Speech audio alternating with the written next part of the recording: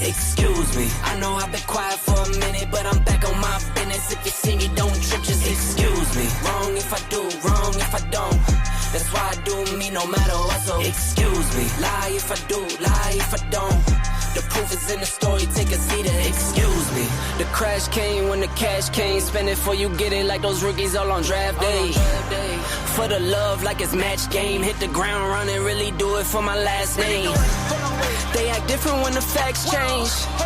I'm not with the tip for tag games. In my own league, I don't chase game. In my own league, I don't hang with lanes.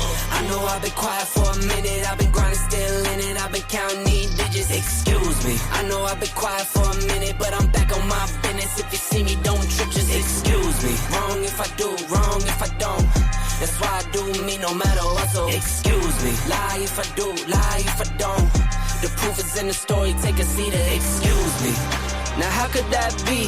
Talking about who can't be talking about me. Feeling like Stretch where I got all this reach. Feeling too blessed when I step on these beats.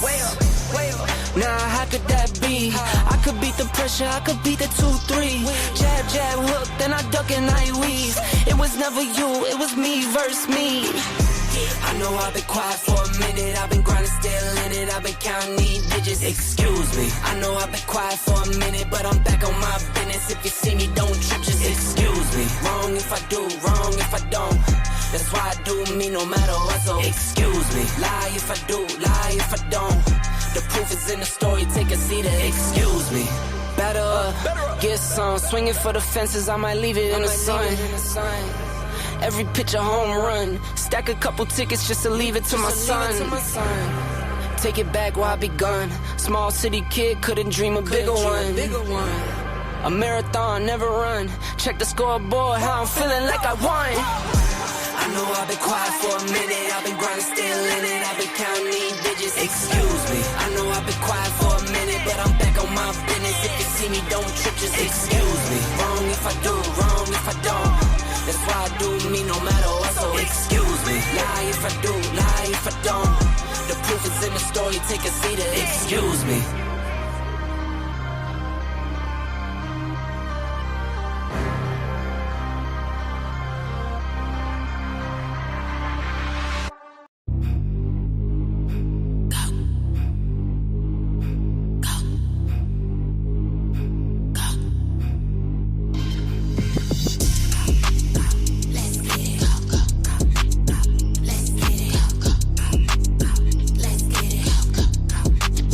Let's get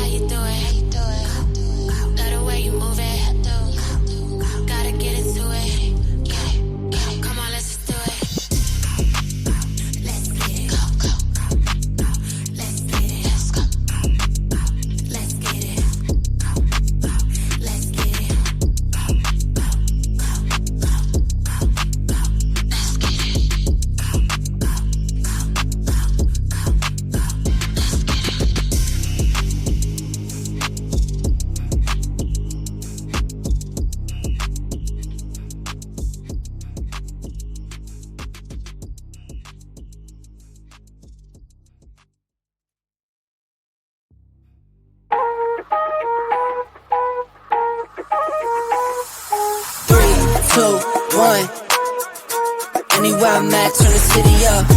I could flip a dollar to $1 million. I don't like to brag, but I'm really on. 3, 2, 1. Anywhere I'm at, turn the city up. 3, 2, 1.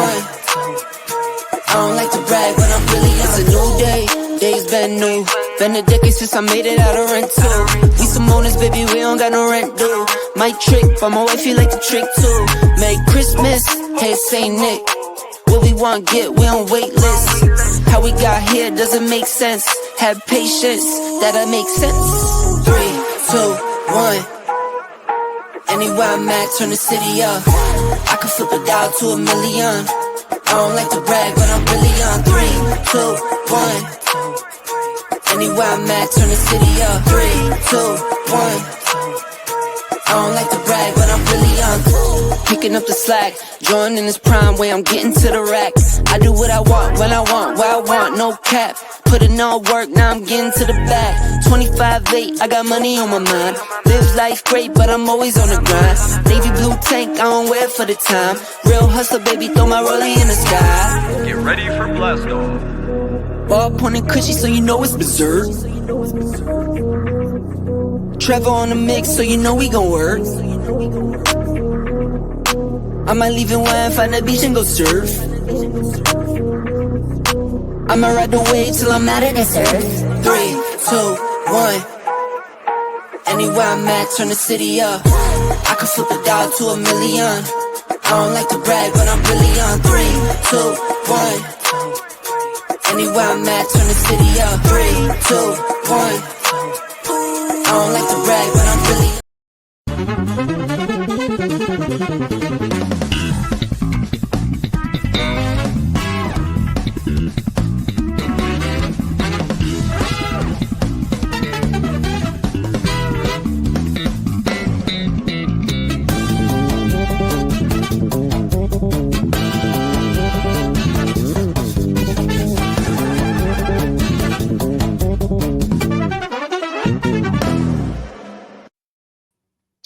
Yes, indeed. Put a 1 in the chat if you can hear me. Put a 1 in the chat if you could hear me.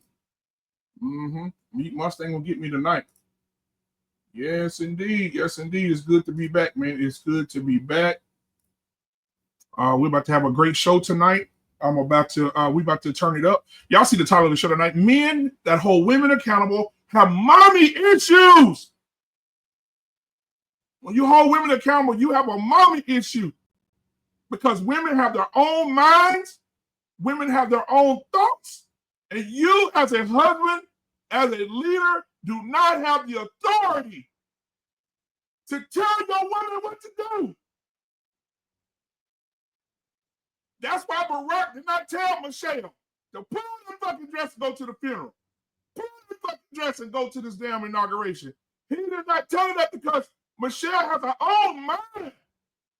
Barack Obama is the man we should be following because he has his wife has her own mind. She is not subject to no leadership. If Barack Obama made her do anything, he would have mommy issues.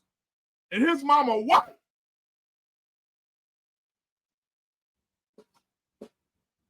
Now that we got that out the way.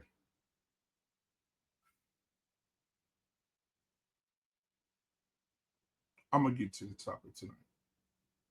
All right, we got D. Davis in the building tonight. He said this topic is crazy. Laugh out loud. We got marriage, politics, and sports in the building tonight. What We Know podcast is in the building tonight. Okay. Curtis Moore says, good evening, BMU family. Good evening, good evening. All right. Now, listen, guys, if you're going to come up, the camera must be on. We got to see your pretty face in the place if you want to make a case. All right. We got Felicia Williams in the building tonight from the podcast right here on the Black Man on Foot Network every Sunday at 5 p.m. Central Standard Time. Come and see the plug right here. All right. The Real Precious, I would love to have you on the panel. I already put the link at the top. You are welcome to come up. Miss Felicia will be up as well in a minute. But I would love to have you on. It's so good to see you. Real Precious, thank you for being here. Yeah, Real Precious. Yeah, Michelle said she's sitting both of them out. Both of them. Angry Snowman said, what did it do, BMU? These women are crazy. Oh, absolutely. She said, good evening. Yeah, hey, I'm with you on that, marriage politics. Yeah, he said, yeah, come on up. Oh, for real, Precious. Listen, I don't want you to have to come up with your robe on because you'll break the internet. You're a very intriguing individual. So don't come up here with your robe on, leader. Stay there, stay there, stay there, stay there behind the camera. Behind the camera. Felicia's in the building, so I'll be looking to see you in a minute if you can. All right, guys. So I want to go ahead and bring up the gentleman in the back tonight. Pause. The first gentleman I'm going to bring up, you know the man. You know him for his words. You know him for his vigor. You know him for everything that is just right. And he's a very phrased man. He is an ex-stripper. He used to strip back in the day before he got married. And then with the permission of his wife, he stripped while he was married. I want you guys to give it up for yours truly, for the man himself. One of the toughest things any man has ever done is turn down a nice piece of willing, steaming ass piece of pussy. Ladies and gentlemen, you know who it is. It's my guy in the building tonight. Listen, man. First of all, Precious ain't supposed to see that shit. Okay, I got an image to uphold. Oh, I'm sorry. What's going on, man? What's going on? Man, I'm doing good, man. Good to see you, my brother. All right, I got my other brother on with me tonight. Everybody's talking about you right now. They say steaming. Where's the steaming? This will never get old steaming piece. Steaming. The real Precious is almost fell off the couch. Yeah, she said not a stripper. Yes. They called him back in the day, they called him the continent. But since he came out of retirement, they called him the ring dinger. So y'all look out for Mr. Bennett. If you need anybody for a wake, bar mitzvah, or anything of that sort, you call Mr. Bennett. I mean, I'm sorry, Mr. Bennett, you too. But right he got his own stalker. Pain. Yeah, he does. All right. Yeah, ladies and gentlemen, coming to the court right now. Yours truly. Listen, he just took a severe loss. We're praying for him. He's going through a lot. And I want you guys to put your hands together very quietly for the Detroit Lions' very own offensive coordinator. Give it up for yours truly, JT. Oh, they got that ass with right. Y'all know what y'all can do. It's so cold in the D. Over here and over there. God. Hey, look, boy. I cannot believe what Washington did to y'all, boy. That's ridiculous. Believe it. Well, Believe it. nice, man. Believe it. Believe it. If that was going to be a loss, that was the loss right there that we was going to take. We underestimated the hell out of that team, man. They came and they did to us what we were doing to everybody else. They disrespected us. They came in there. They put their foot on our couch. They took all the food out the refrigerator. They just came and straight up tore our ass up, man. And listen, hey, a loss that is it's very hard to see that. I don't ever want to see that game ever again. But there's another season, man, and I still go die. I'm a diehard Lions fan, or Detroit. I do anything, all Detroit. It's Detroit versus everybody, baby. So, I was pulling for y'all.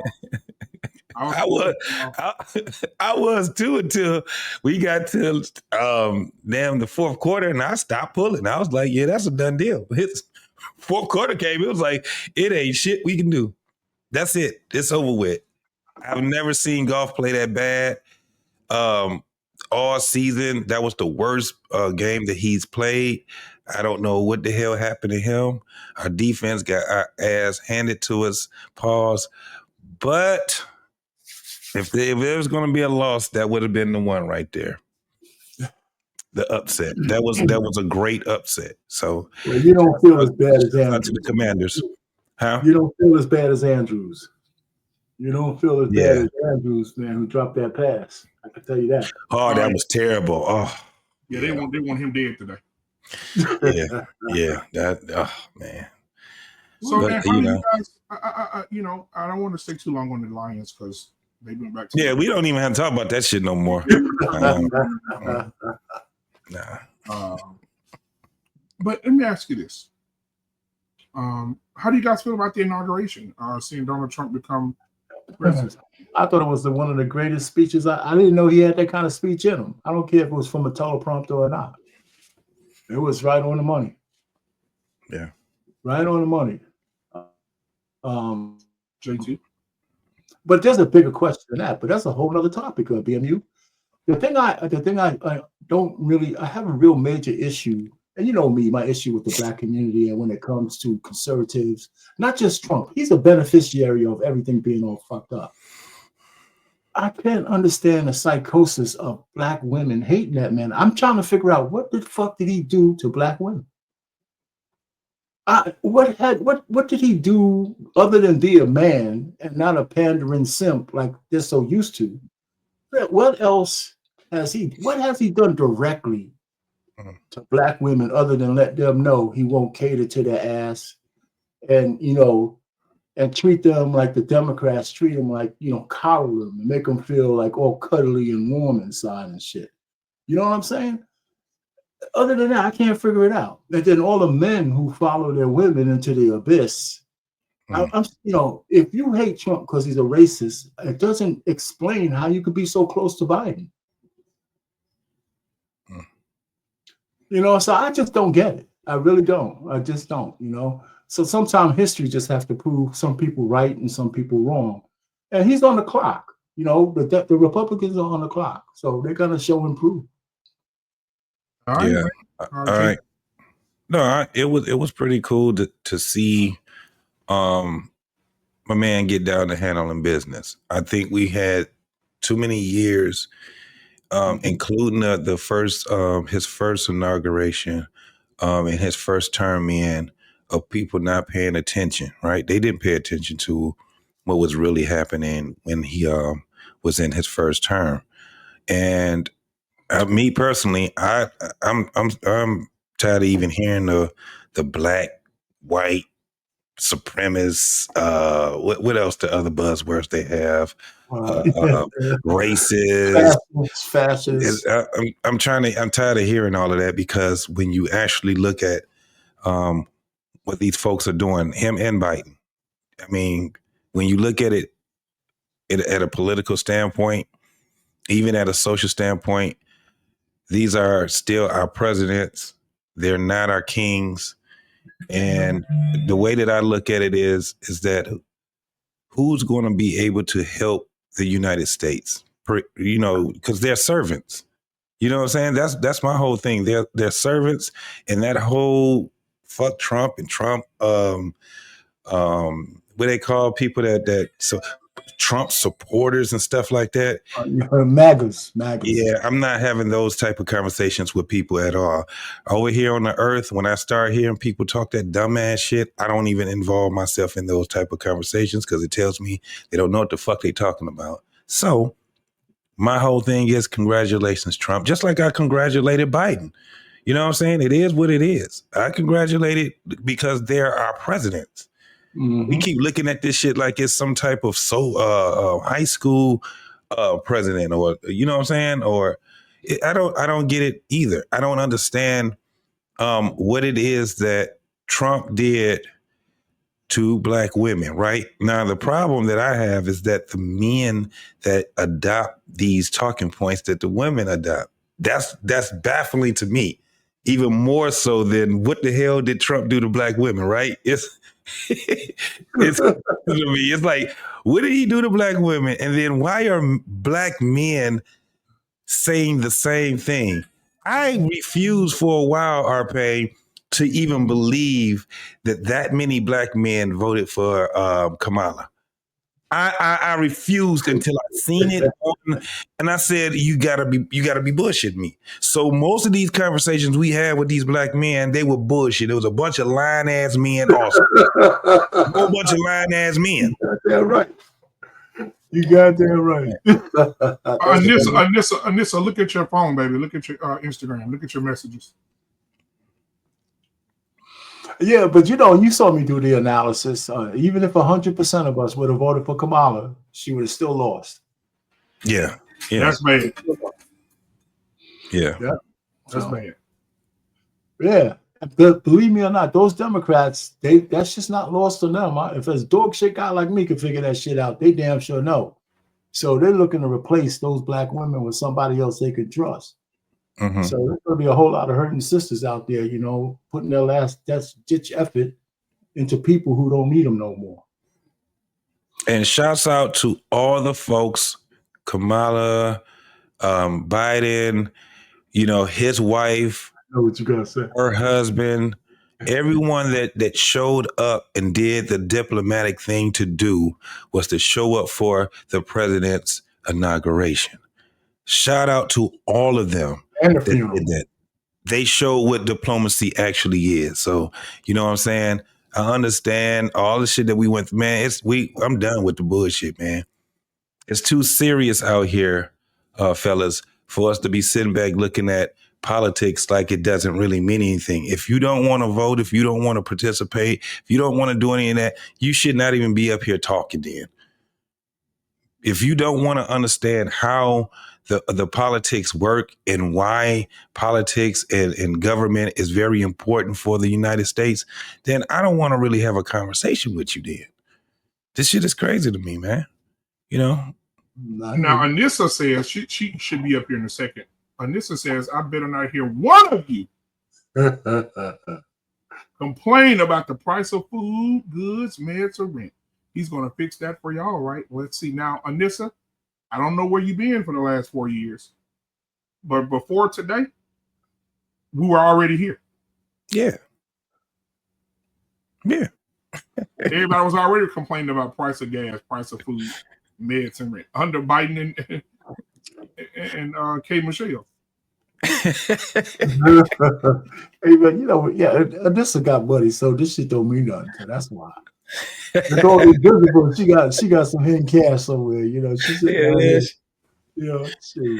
she got Anissa just sent me a message. She said, I can't come up. I'm already butt naked in my silk gown laying on bed. Yeah, tell her come up anyway. We're all family. Yeah, he's all good. Don't worry about it. We're all family. You know what I'm saying? Steve. Yeah, we all family. Paid for nothing. So hold on. He said, didn't I say he was going to fix all of it? Y'all voted for that, right? Didn't T? Who was T? No, Trump. Trump. So he was going to fix all of that. Yeah, did Trump say? Yeah, he said a lot of shit, man. We'll see. A whole bunch of shit. He's on the clock. Nobody's saying he ain't on the clock. Yeah. How many of those damn signatures he had to do? 200 and something signatures. I don't know how many he got out. He got out a lot though. They said it was 200 and something. They said it was. I want to say this though. A lot of people, because next week is going to be a hell of a week. Oh yeah. As Trump said today so eloquently after he signed those three, then he said next week will be 15, 20, 25, move forward. But next week, he's going to need a bulletproof vest. He's going to need everybody from the Secret Service when he signs that this child support thing. Tommy, did you hear about this child support thing, Tommy? I don't believe that that's true. I don't think it's been rumored. I haven't heard anything. It's not true. It's a lot. He tweeted it himself. It's on his Twitter. Well, he also said he was going to drop the price of groceries and then double back and said, "Oh, he has to do that." So. Well, yeah, you're right, Tommy. But on his X, he tweeted that he said no man that's paying child support should not. Why are they not carrying their children on taxes?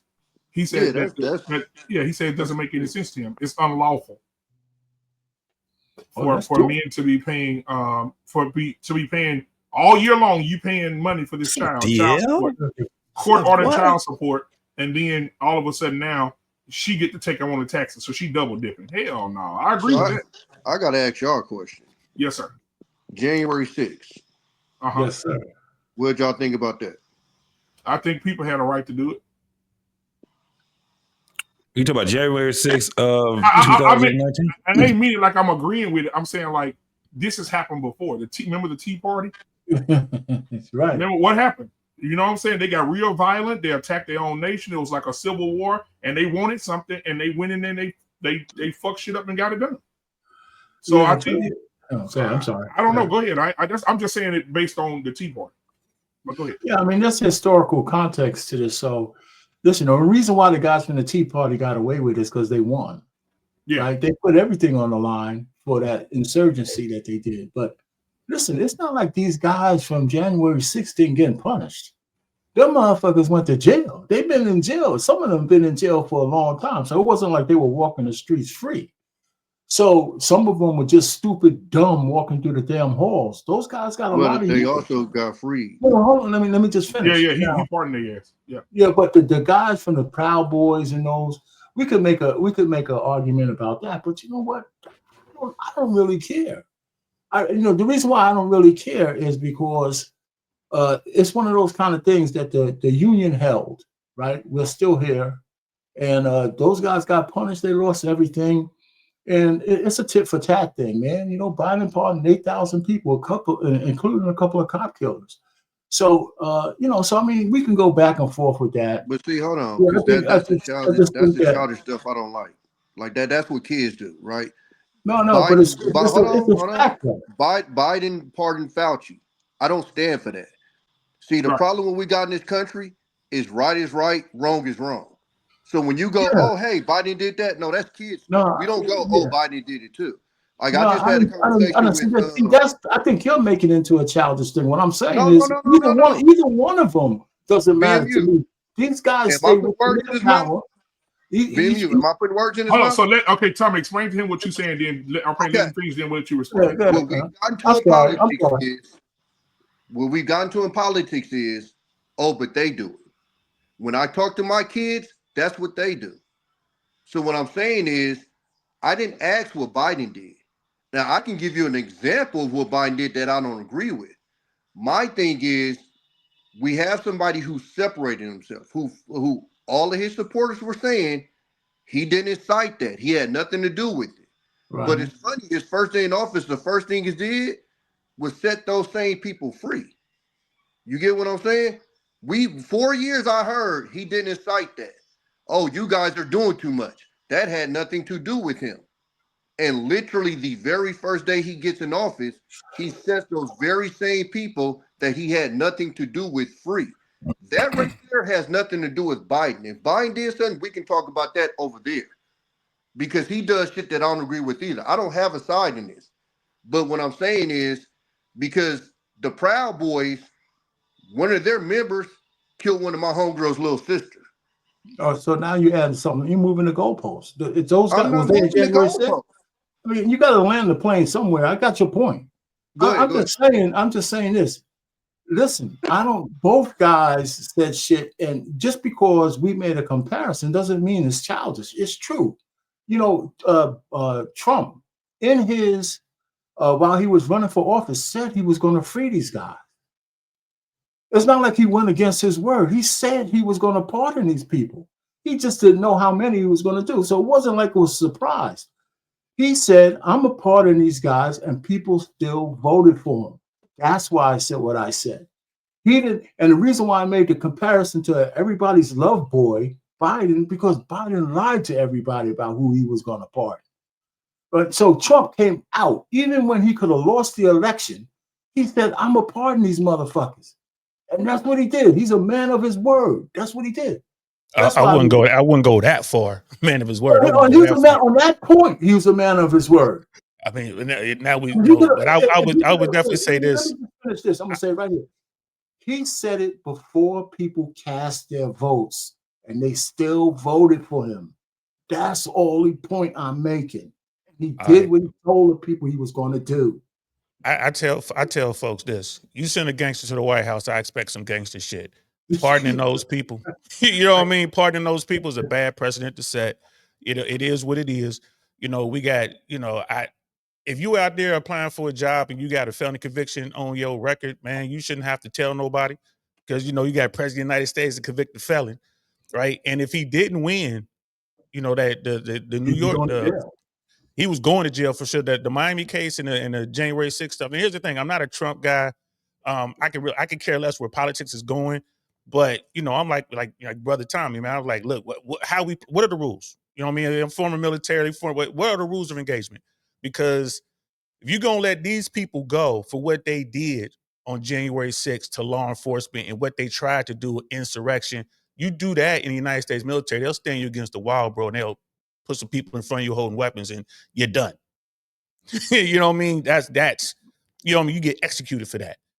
So and now he's the commander in chief. All those people work for him, which is another problem. That brings another problem. Like, how do you give him sensitive information? Like, I mean, it just downstream is just so many problems. But having said all that, bro, as a former street dude, hey man, I gotta respect it, man. How did he do it twice? Bro? And I put that on the Democrat leadership. You know what I mean? That's what they get. That's how it works. But as far as, you know, like the last that part you said about him keeping his word, it's going to be a lot of people who are going to, you know, wind up losing their food stamps. It's going to be a lot of people who lose their government jobs. There's going to be a lot of people who are going to suffer in America due to tariffs and due to this, you know, deportation thing. It's folks out here going to be like, damn, he is doing a lot of stuff that he said, but at the same time, he's going to be hurting the very people to put him in the office. But I'm just gonna sit back and watch because, you know, I know how to move it. I know how to move in a world where there ain't no rules. You know what I mean? So if that's what we doing, I'll say something to Tommy. Hey, Tommy, man, I didn't mean to talk over you, brother. So I apologize. No, it's good. No, I'm just saying. And when I said that, it wasn't just a you thing, because again, I'm in the middle. I see this from both sides. I see people on the left talking about the people he's pardoning and act like they don't see what Biden did. And I haven't seen one Trump person say anything about him pardoning these very people that he was supposedly separating himself from. That for 4 years, I've heard people say he didn't have nothing to do with that. You don't have a brain in your head if you don't think that that dude was dog whistling, telling people to do that. And we've been saying that for 4 years, and people been saying we stupid and, oh, no, it didn't have nothing to do with him. How could you do that? It was just a tweet. And the very first day, I don't care if he's been saying it. It's the reason why he said he was going to let them people go. So for me, and then like I said, the people that he let go, because we're not even talking about just the regular civilians. I have a problem with that. I have a problem with those guys. And what's the leader of the other group who have been actively done stuff. And I just so happen to be a person that is personally affecting me personally, but these people are actively out here doing stuff. So then even like in the chat, you got people comparing Biden and his family, right? I'm kind of confused. Is it right? What's that? Morally, is it right? No. I don't know anybody in here that's a parent that if they had the power to pardon their family, they wouldn't do it. Oh, yeah. If we keep it solid. So y'all throwing that out there, and I'm not talking about you on the panel, I'm talking about Avery Snowman. Throwing that out there is just dumb. Because you're going to do it too. It is what it is. Right, wrong, or different, you're going to do it too. So this is what I'm confused about. Out of all the shit that black folks talk about how racism is and how bad we were done and all the shit that they sit back and talk about that happened, how the fuck we get mad because a motherfucking group of people said we gonna go take it to the people that we need to go take it to, and they go there and they do an insurrection? I'm trying to understand, why is black people mad? Why the hell are black folks mad? We should have been did that shit, right? I'm from Oakland. We have done it. No, what we did was we had an insurrection on each other. No, the Black Panthers went up to the state capitol with guns. And it was legal to do at the time. You know why California gun laws are the way they are now? Because Republicans saw niggas with guns in the Capitol and said, oh, we can't have this. And that's how our gun laws got changed. So, Tommy, this is what I have a problem with. Wait, that ain't no joke. Hey, no. This is what I have a problem with, too. The Black Panthers everybody talked about the Black Panthers like black folks looked at them as great people. Black people didn't like them either. Anybody that stood up on anything, black people, you were troublemakers, what black folks was saying about them. Yeah, when we look back at it and shit like that, we'd sit back and talk all that shit. They were trying to get people. It was very few people that wanted to join them. It was very few people that also that wanted to join the Nation of Islam. It was very few people that wanted to join Martin Luther King. These people, and I'm talking about black people, looked at them as. No, they looked at them as troublemakers instead of saying, we got to stand on business. You had people, and just so happened that they're white. This is why we have a problem with it. They wanted to stand on business. People lost their lives because of that shit. It depends on which black people you're talking about, though, brother JT. Old black people and established black folks didn't like them, but the young folks did. That's why Detroit burned. That's why Cincinnati burned. That's why Philly burned. You know what I'm saying? That's why LA burned. Right? It depends on who you're talking to. Now, I get you. I hear you. But to say that black people didn't rock with them, I don't think that's 100% true. Because I know my aunties and them, and my uncles and them told me they was about it day one. And when they saw that, bro, Black Power was a thing. You know what I mean? They Black Power was black a and they thing on proud. Soul Train. It was It not was the a thing when it it was a came down thing to in getting in them Cincinnati. streets. It was a They thing in wasn't standing Cincinnati. on They was not standing on business like people say they were. They were a small group, bro. Brother JT, hear me They out. got wiped It out. was a thing. It was a thing in Avondale and Cincinnati back in the 60s because they burned it down. And I know it was a thing up there where you at. I've been up there where your people at, bro. I know it was a thing up there because that burned down too. It was such a thing in Philly that they came in there. Look, they murdered them boys. No, So I'm just, you know what I mean? I'm just JT right saying. though, because I spoke on this before. I said we I don't want to say glamorize, but we romanticize history as if Yeah, we all black romanticize. people was down with it. When in actuality, it was a lot of suck ass black people that's like y'all crazy and oh my god, da da da. Again, I've heard the stories. I chopped it up with it's not the way that it's painted.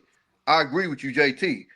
But what I'm saying is, I was saying that to say that it has happened with black folks before. What I'm saying is now, if you change the color of them people that did the insurrection, I don't know if we have any same shit sign. I'm just saying. Yeah, but now That's why you have to be. now you're doing what I did because when people start saying if those white people were black, things would be different. I mean, what I'm saying is, of course it would be different because we ain't white. The whole tone and tenor of that would be different. But they still threw those white motherfuckers in jail. They did. It's not like they walk free. They did walk. They got to finish their sentence, though. They got to finish their sentence, though, fam. That's the part that I got a problem with. They got to finish their sentence. Well, they got to finish their sentence. Otherwise, because it's open season on police. Well, hold on. Well, hold on. Now, listen. I know you guys don't like this, but the George Floyd riots, 1,200 policemen got hurt. Nobody went to jail. 12 fucking 100 policemen. Go look it up. I ain't gonna say nobody, but I get what you're saying. So we can't just say, I mean, we can say black people and the white people and whoever they planted in those things to start some of those riots, because some of those people were plants, by the way. All right, we got to say that. Yeah, absolutely. The same thing that happens in our riots. Right. Exact same thing. That happens in I'm our talking riots. about our riots. I'm talking about our riots. When in the George Floyd, they had a lot of plants in there, but nobody went to jail. All I'm saying is for those people who did, there were people put in jail for that. Yeah, and here's the thing, though. I guess not in math. Show me the video of the people attacking the police and didn't go to jail in any riot, and then I'll go ahead and concede your point. Yeah, but the guys from January 6th did go to jail, though. They should finish their sentence. That's all I'm saying. They should finish their sentence. That's it. I don't believe so. I believe when you stand up in America, when you supposed to stand up for something, you stand up for it. I don't give a damn what anybody say. They felt that they were done wrong. They took it to the people they were supposed to. That's my whole point. They directed it at the people they were supposed to direct it to. I have no idea on why black folks are saying that is wrong. That shit crazy to me. They were standing on something. And real quick before we continue, just real quick, JT, man, I thought your boys were gonna be playing at least one more game. Supposed to be playing for a conference. I did, man. I thought y'all be playing for a conference. Hey, shout out to y'all, though, bro. I was like, damn. That shit, that was hard, but I understood. Like I said, it was a hard loss. I'm grieving right now. Give me a pass today, bro. That's why I'm going easy on you. I'm like, he ain't mad about this conversation. He mad about the lines, bro. He ain't mad about this. Pause again. Well, y'all can start early tonight. I want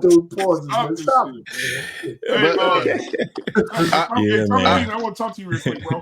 You're nowhere near where the fire and stuff was, right?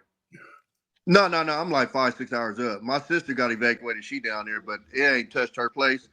But yeah, it's pretty bad down there. I'm just out the way. Hey, y'all know that happens. That happens every year, bro. This was like the perfect storm for Yeah, that, this bro. one. I just moved from LA. The day it Yeah. started, the day before it started, they literally had put out a warning that it was going to be like record winds. It was supposed to be like anywhere from 50 to 90 mile an hour winds. That's why I look at it kind of suspect, because the day before they get that warning came out, and then the next day it was fired. I'm like, Well, but then, they're starting to. Hey, Tom, they're starting to track it down, and they're Yeah. saying the actual fires started a Yeah. week prior to the big blaze. Mm. The okay, actual fire started a week okay. prior, and Because I was then going to say, because I literally was in LA the week before the fire started, and I the had fire heard was already nothing about a burning. fire. It was already burning, but it wasn't big, and the winds weren't. Gotcha. But when them 88 mile per hour winds hit, bro. No, that makes sense. That makes sense. Yeah. Yeah, 15 years I did out there as an air traffic controller. I lived total time in LA. I probably lived about a little over 20 years. But working, we deal with it every year. As air traffic controller, we send those firefighters out there, the airplanes like the fire bombers and the helicopters and all that. But when they said 88 mile per hour winds, I thought it was a typo. Like, nah, ain't no way in hell. You can't fight that. You just can't stop. Ain't nothing you can do about it. I had to tell somebody today because I forgot who chat I was in, and they oh no, one of my homeboys I was in the military when he was just talking about how fires don't just jump over houses. I'm like, yes, they do all the time.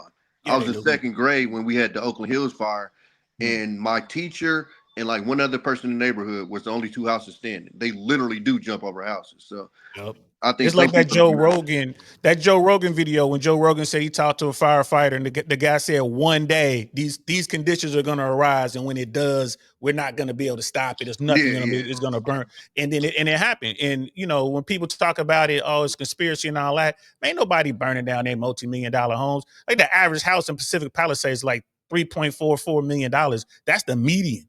Ain't nobody gonna go around burning down their multi-million-dollar homes, bro, so they can build a brand new P. Diddy, LA. Like, that's crazy.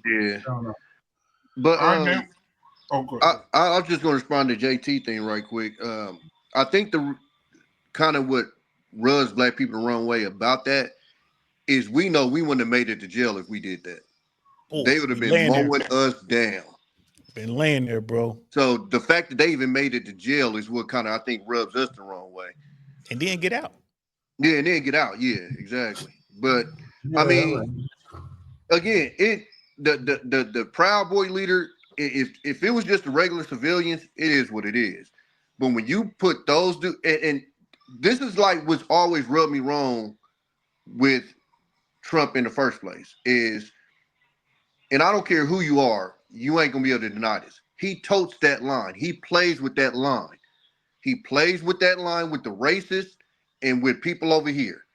And for me, for you to be that comfortable as a president to let the leader of the Proud Boys, a known group of what they do out, that's kind of wild to me. If the other civilians, cool, it is what it is. But that specific person and what they stand for and what they actively do, I can't rock with that. Let me ask you a question though. Doesn't that guy Toretto, whatever his name is, don't he look like a brother? He's Puerto Rican, bro. He's Puerto Rican? Yeah, he's Puerto Rican. Well, they got some white ass Puerto Ricans, but he look, he look like I'm saying. I'm saying, man, that's not, how is he a Proud Boy? I mean, because even Puerto Ricans might not be the average Puerto Rican ain't going to be put in that group either. Because Proud Boys weren't just white people. Huh? The Proud Boys weren't just white people; they were just men across the country. Okay. All right. It's disgusting. All right, the whole group was the Oath Keepers. I keep forgetting their names. So he let the Oath Keepers guys out. Yeah, JT, you done crying, boy? You done crying? You all right? Get the tears on. I'm gonna be crying preseason. I'm gonna be crying till preseason. Everybody, welcome to the show tonight, man. I appreciate you guys being here. Hit the like button, hit the subscribe button. Got a goal of 150 tonight for this live, so go ahead. Still rock with it. It's scrolling at the bottom of the screen, and if you can do a super chat, is there as well. I want to go ahead and jump into the show because, as you guys can see, oh man, I got one $10 super chat already. BMU, I voted for Payne for president, and we almost won. Let them go, man. Cut them loose. Cut them loose, Payne. That's this is for Payne. I'm gonna do Payne's girl for the cat. I mean the super chat.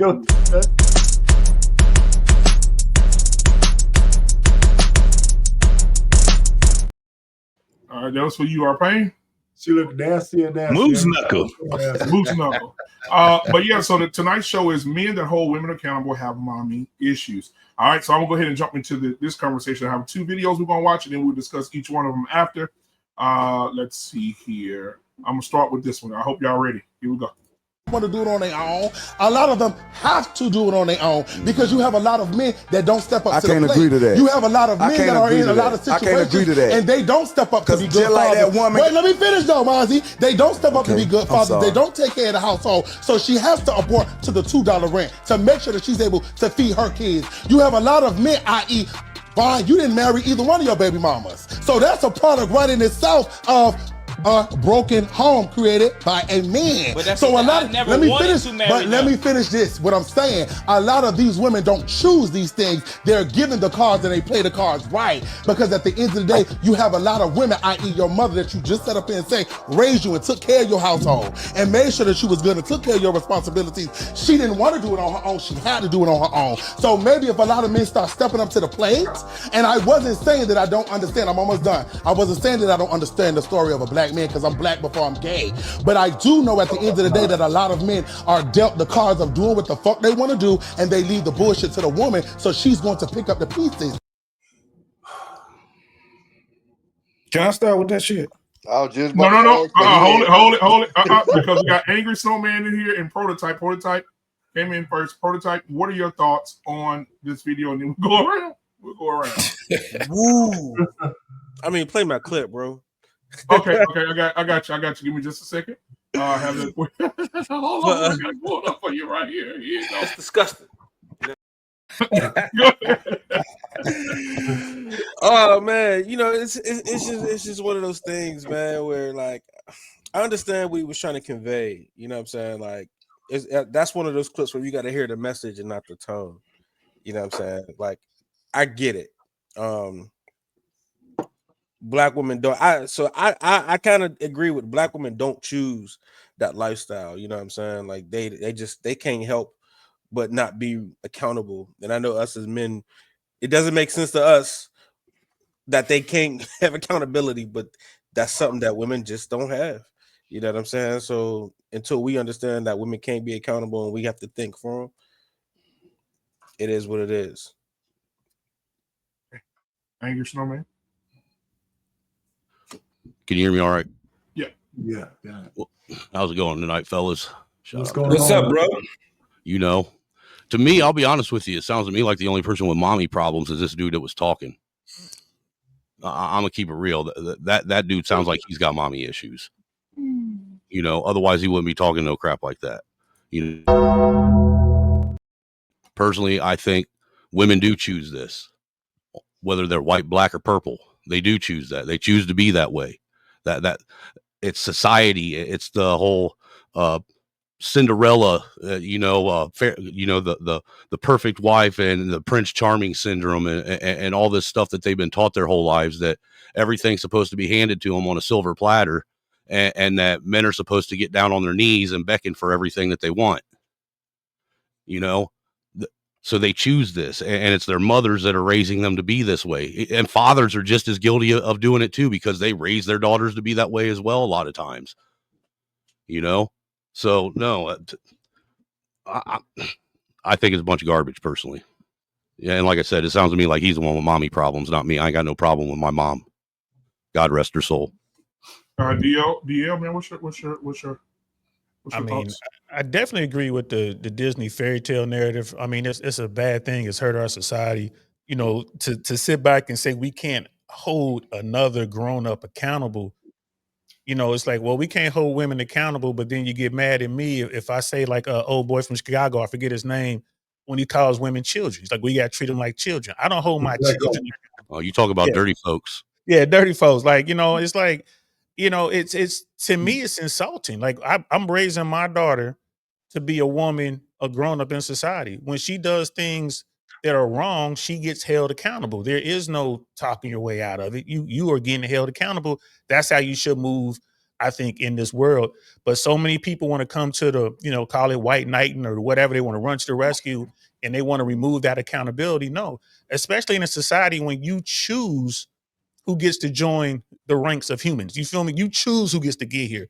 So when you add that to the mix, now I got to hold you to account. So, you know, I'm not feeling what that brother was cooking at all. I'm not picking up what he was putting down.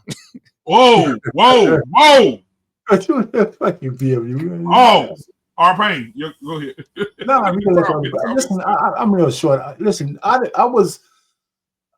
Anytime I see a guy taking up for the honeys like that, I almost try not to. I'm almost on shutdown mode. I don't even want to hear what the fucking guy got to say no more. And then when he add that he's by the way, I'm gay. Because did he say that? Yeah, he did. So what the fuck? He shouldn't be talking to men about what men do. You know what I'm saying? He didn't have to say that either. He didn't have to say that, did he? No.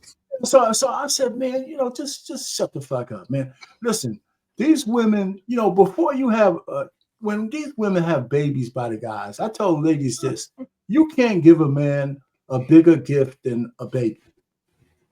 You can't. I ask you, tell me what, as a woman, tell me what you can give a man, any man, more precious than giving him a legacy, a baby. Absolutely fucking nothing. And you're giving these guys babies to the biggest assholes, and then you expect them to be some kind of responsible men on the other end of that shit. Get the fuck out of here, man.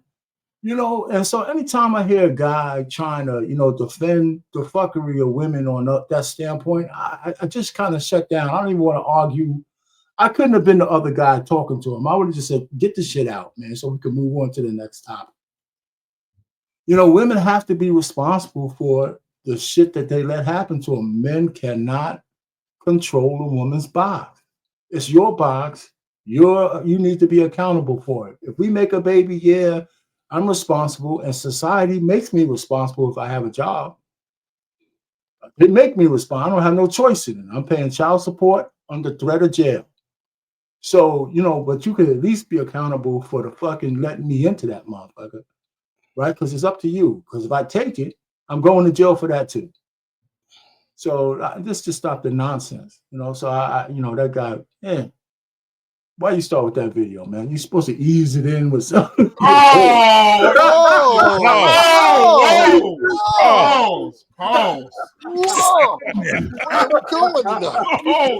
JT, what is he doing, JT? That's so pause. You were so reckless with that one, R-Pain. No, man, you know what? R-Pain, he forced that one on us, didn't he? There go another one. JT, go ahead. These dudes out of line tonight, bro. Go ahead, JT. Stop them. All right, man. Listen. Wow. First and foremost, man, I said it before. I'll land the plane. Go ahead. So this is the thing. I said it before, and I'm gonna say it again. Them damn infiltrators are not privy to have conversations with us, man. He's still dropout. He's a fucking dropout. You can't tell me shit about being a man when you dropped out of it. You dropped out of the legions of being a man, and you gonna sit back and tell men what they gotta do and what they have to do, man. If you don't get your goof ass out of here with that, come on, bro. There's no conversation that we need to talk to with none of these damn infiltrators. They're posers, infiltrators, and liars. And he gonna sit there, and then you got those little goofy dudes sitting there having this conversation with him. First thing they should have told him is that you're not privy to have this conversation with us, bro. You can't have, this is heterosexual conversations. You go with your people and y'all have all the damn fluid conversations that you want to have with them. But you are not privy to be talking to any heterosexual man about anything heterosexual, my guy. You're out. You put yourself out there. And then sit there and then say, I'm gay, by the way. Don't nobody care about that. Don't nobody care about that. Go somewhere else. This is the thing this is why we had a problem that we have in these conversations, because we got infiltrators. You can't come here and have heterosexual conversations when you dropped out. That shit don't make any sense to me. I end it there. We can't straw man that clip. That's what everybody did. Like, we're not talking about the character of the person who said it. Talk about what he said. What he said is something that he can't say. The messenger is not he can't be the messenger when he dropped out. I don't think the messenger matters. Like, you know what I'm saying? Bro, we are not going, I'm not going into an LGBT conversation as a heterosexual man and talking anything about what they got to do. That's a good point. That shit is crazy. I mean, that's crazy to me. But y'all should not be banging each other. I mean, if I'm in there, I'm wrong, right? If I'm in that room, so y'all shouldn't be banging each other. What's up with all this baby oil? Puffy been looking for this oil. Yeah, listen, you ain't right. we can tell them. The first thing that we can be saying is this: listen, in your community, there's over 51% of y'all that got a STD. Y'all need to stop doing this shit. That don't make any sense to me. We got enough heterosexual issues that we ain't got to talk about their issues. I do agree with JT on this, that there is an awful lot of people that don't even, participate in heterosexual relationships that seem to have something to say about heterosexuals. And really, they don't have no business speaking on what our lifestyle. They don't want us speaking on their lifestyle. What right do they have to speak on ours? I think he spoke about fatherhood. I don't think he spoke about, did he speak about? He dropped out of fatherhood. It doesn't matter. Look, the fact that he made it a point to point out that he was gay, sir. The fact that he made it a point to point out that he was gay in there, that right there negates everything that he said, because what's important to him is making sure everybody knows that he's gay. No, I don't care about that. I think what he spoke to, everything before that was the struggle of black women. I don't think he said anything about relationship. It was about the struggle of black women that they're going through. Well, the first thing he should. Hold on, JT. It's kind of valid. Go ahead, Tommy. We'll get back in. Go ahead, Tommy. So for the record, he said I'm black before I'm a gay man. But I will say this to you, Proto. You're correct. I think the only reason why I would disagree with you is because you got to understand his perspective is probably coming from women. Because I'm gonna guess that he's predominantly hanging around women, if not other gay men. You get what I'm saying? So what I'm saying is, so when he's saying this, you're saying it as a guy, but it's coming from a woman's perspective. Now, I think the only reason why I point that out is because when situations happen, they're gonna have a point of view of how it goes, and then men are gonna have a point of view of how it goes. So when he speaks, it gets twisted because now people are going to say, "Oh, there's a man that's saying that." And no, it's like, no, because this happens all the time. None of us are saying that. None of us are saying that. No, of course we're not saying it. What I'm saying is, if a woman saw this conversation, it would go, "Look, there's a man saying that," and then of course our retort would be, "Well, he's gay," yada yada. But I'm saying is they would be able to use that. But do we care about what women say? No, we don't. We don't care if a woman says a gay guy saying so. We don't care about that. I'm just saying. But what I'm saying is, if the message is coming from a man, then it sounds like it's coming from our side. And what I'm saying is that's not coming from our side. There's simp dudes. There's some dudes that still will say that same message. No, I agree. But we'll just call him. Oh, he's a simp though. Like, you know what I'm saying? Like, just because he's relaying a woman's perspective, right, from this gay voice, that don't make it invalid from her perspective. Like, you know what I'm saying? Like, who said it doesn't matter. No, but the problem is this secondhand information is my point. You're getting secondhand information from somebody who you don't know what hurt they've been through. A lot of times you ain't gonna know the actual situation because it could be firsthand because it's probably his mama. He's talking from a child seeing his mama go through what she went through. Now the ladies, I'm gonna get to you in a second. The ladies in the chat say they want to see the video again, so I'm gonna play it for them, so they can get perspective on what we're talking about. Here we go. Don't want to do it on their own. A lot of them have to do it on their own because you have a lot of men that don't step up to the plate. I can't agree to that. You have a lot of men that are in a lot of situations. I can't agree to that. And they don't step up to be good fathers. Wait, let me finish though, Mozzie. They don't step up to be good fathers. They don't take care of the household. So she has to abort to the $2 rent to make sure that she's able to feed her kids. You have a lot of men, i.e., Bryant, you didn't marry either one of your baby mamas. So that's a product right in itself of a broken home created by a man. But that's So a the thing, lot I of never let me wanted finish. to marry But let them. me finish this. What I'm saying, a lot of these women don't choose these things. They're given the cards and they play the cards right. Because at the end of the day, you have a lot of women, i.e. your mother, that you just set up here and say, raised you and took care of your household and made sure that she was good and took care of your responsibilities. She didn't want to do it on her own. She had to do it on her own. So maybe if a lot of men start stepping up to the plate, and I wasn't saying that I don't understand, I'm almost done. I wasn't saying that I don't understand the story of a black man because I'm black before I'm gay. But I do know at the end of the day that a lot of men are dealt the cards of doing what the fuck they want to do, and they leave the bullshit to the woman, so she's going to pick up the pieces. Hey, real quick, So- that part he said about playing the cards. I mean, they sat down at the table. I can't play. I'm not worried about my hand if I'm not playing the game. These women are going out here smashing these dudes and choosing to have the children of these guys. And like old boy said, I didn't want to marry neither one of my baby mamas. I'm pretty sure he told them up front, I ain't trying to marry you. Hell, they was probably, he probably had it, BS. whatever. My bad. I'm gonna go Why ahead. you acting like we don't lie? Why you acting like we don't lie? Why you acting like men don't lie? Talking about, now here's the thing. She knows who she's dealing with. A lot of these women just don't choose the guy at their spot, right? They're gonna want to get the best they can get. I ain't mad at them. Go ahead and shoot your shot, babe. But don't have his kid. Bro. One of those women knew he already had a baby. So do men not lie? Like, come on now. Like, everybody lies, my brother. I ain't mad at you. Everybody lies. Everybody knows telling the truth to women is not a high success rate. Even though women be like, tell me the truth, tell me the truth, tell me the truth. It is if you a player, bro. I tell all the dudes to listen to me, don't lie. I was going to say, the truth, being able to tell the truth to women and still get what you want is a place of luxury that every man do not have. You know what I'm saying? If a man wants to get what he needs from a woman, like say he wants to get sex and that's it, he'll play the role and lie and be like, yeah, I want a relationship with you. Yeah, we're going to be together. He gets the sex, he get it a couple times and he's gone. You know what I'm saying?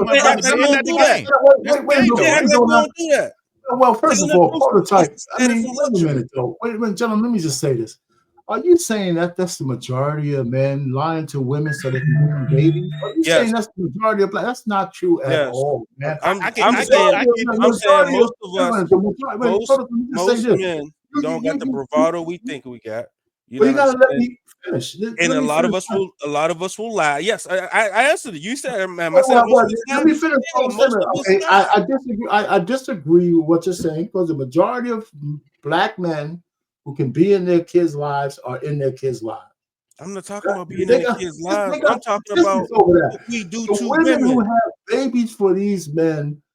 You can't tell me they're sitting there stupid that this guy didn't show them signs that he's a no good fucking dude, right? So the majority of black men who have kids who want to be in their lives, who's paying child support, it's more alienation of fathers from their kids by these black women than there's men who are not wanting to step up.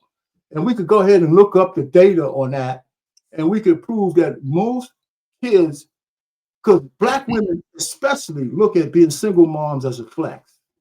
They want to be in control of every fucking thing, and they make it almost insurmountable for men to have a meaningful relationship with their kids, especially the street chicks, right? How many women do we need to say on TikTok and social media talking about this kid don't need no father?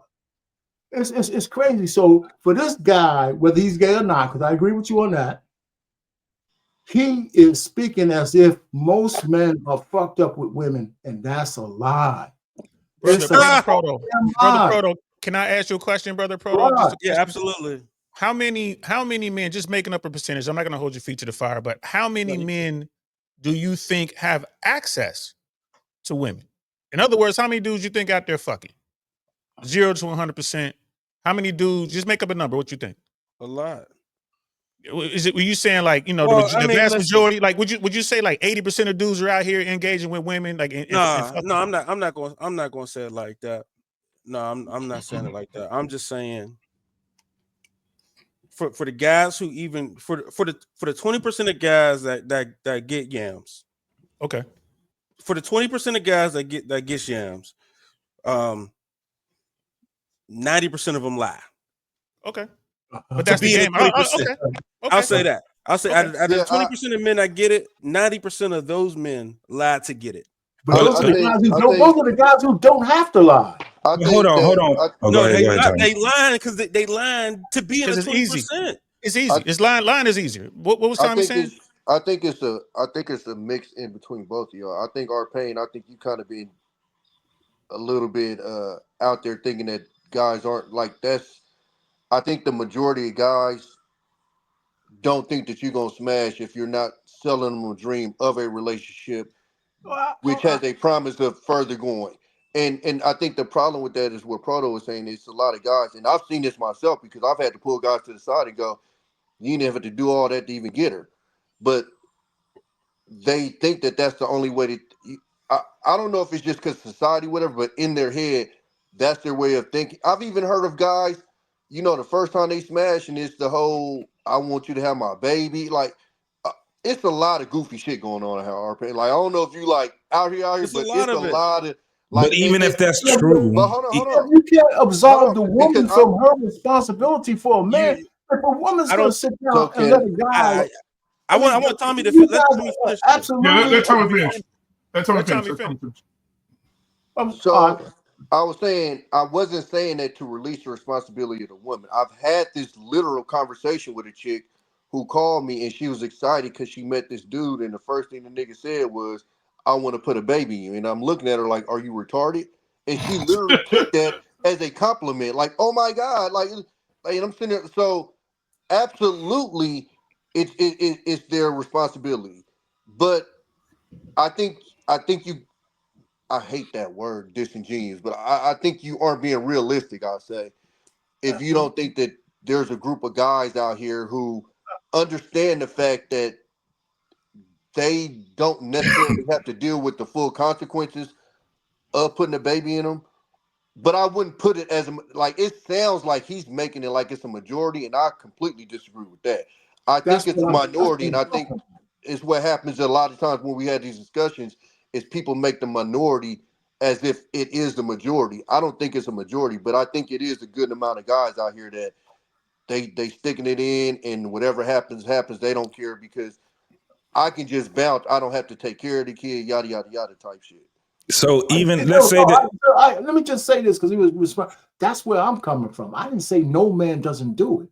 I'm just saying I think the majority of guys are not out there putting babies into women willy-nilly. Out of the 20%, maybe, but the average guy ain't getting no pussy at all. He ain't getting none. That's why I asked Brother Proto. Once he said to 20%, I'm like, I'm cool. I agree with what he's saying. Of that 20% of guys, which is a very small minority, if you're saying 99% of them motherfuckers are lying, okay. No, I say 90. I say 90%. I say 90%. Okay, there's a lot of take guys. either one. Like if I'm in the 18th percentile, I'm barely getting yams. Right? If I'm lying. So this is the thing. First and foremost, it's definitely more than that. We starting to see it in real time. You got women that are having 5 babies by 5 men that have 5 babies by 5 women. Come on, man. It's more than that 20% that we talking about. It's a lot of people fucking. It's not no 20%.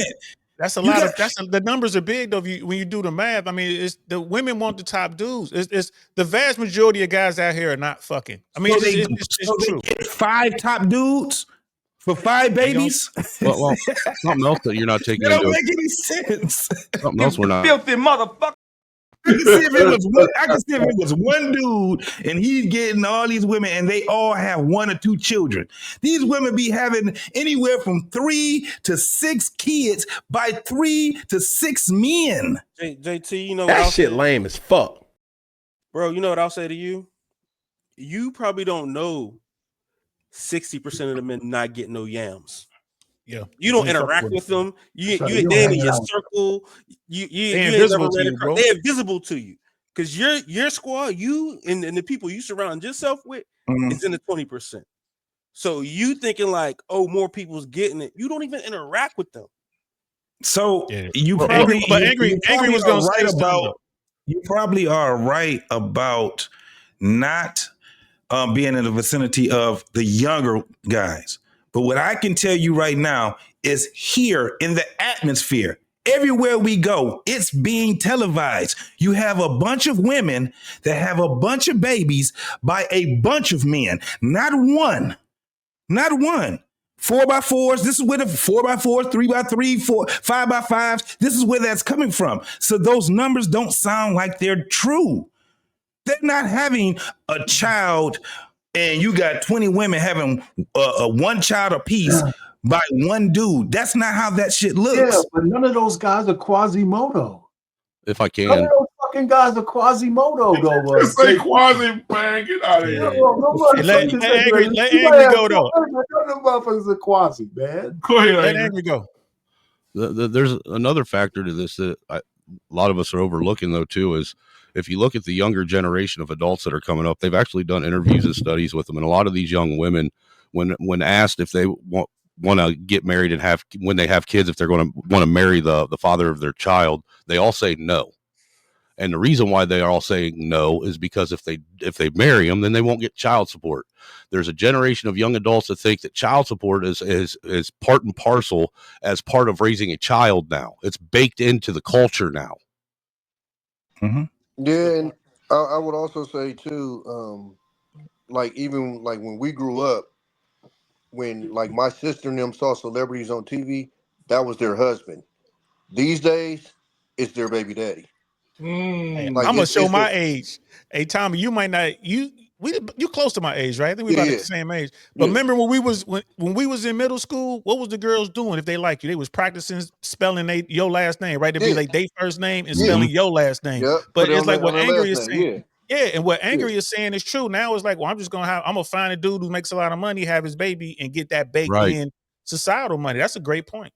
So you literally have women that are literally actively making this conscious decision to be this single mother and live this lifestyle. Well, the only thing I would say to that, Angry, is we have to be careful when we looking like at the internet, you know, with the interviews and stuff, because they tend to go for specific type of people. So again, perfect example. And look, I get that, Tommy, but it still doesn't take away from the point that's being made, because that we all know women. We all know a woman in our life that's done just that. Every one of us know one. I'm being honest with you. I'm having a hard time thinking somebody like I know of a woman that had a kid that didn't intend to get married, but to like plan it for the actual child support. Nah. To be honest with, like most of the women that I know in that situation, either like it's one specifically I know for sure had one and just it had no plans of him being around. Weird. Well, even with that, why would you have kids with someone that you don't want to have around? So she had a kid with him before. They ended up breaking up, and she wanted another kid, and she just wanted the same dad. So she just had a kid by him and let him go on about That's his business. crazy. You know what? Now that I think about it, Tommy, I don't know any woman that was like, "Let me get the child support. Let me have It's a kid weird to get situation, and I wouldn't make that the rule because I don't know anybody else that would even look at that situation and be like, "Oh yeah, that makes sense."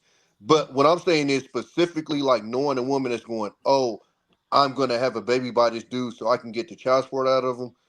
Not necessarily. What I will say though is, and I'll say this just amongst like black women, is it seems to be like a sense of pride of like being a single mother. And I actually got into it with my cousin one time because she made a post on Facebook said, "You will never find a stronger person than a single mom." And my comment to her was, "So my mom's a weak bitch because she found my dad who was a decent guy?"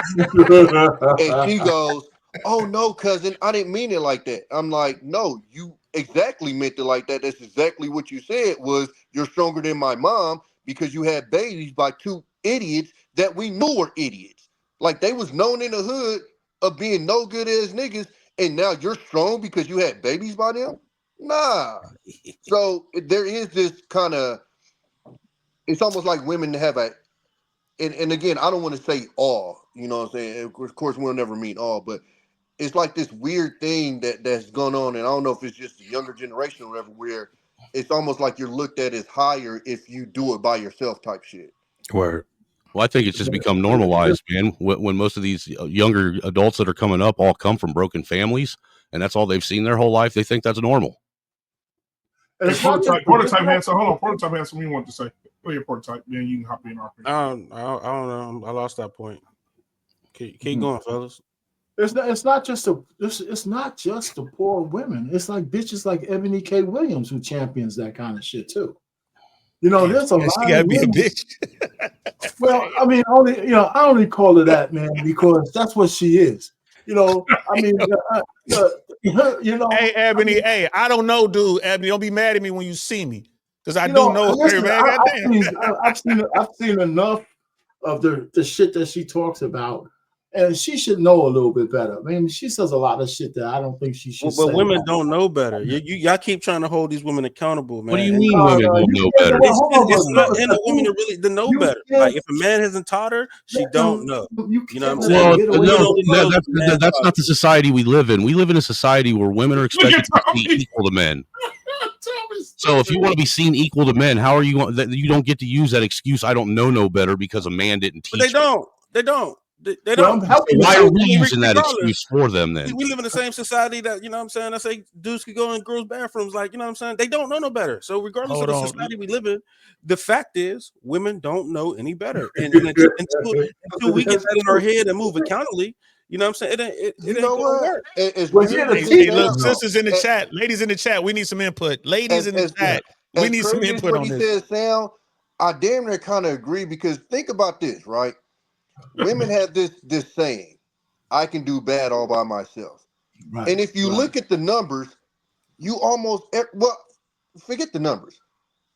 Last time I checked, 2 people doing it together is a lot easier than 1 person doing it by themselves.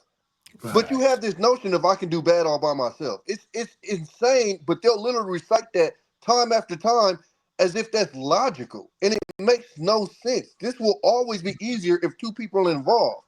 So I don't know if it's the ego thing that makes them think that or say that, or if it's like what Proto said, they just don't know no better. I think it's a power trip. But the mere fact, and mind you, that's not a new saying. That's the saying that comes before I came around. The modern woman doesn't want to answer to the typical man.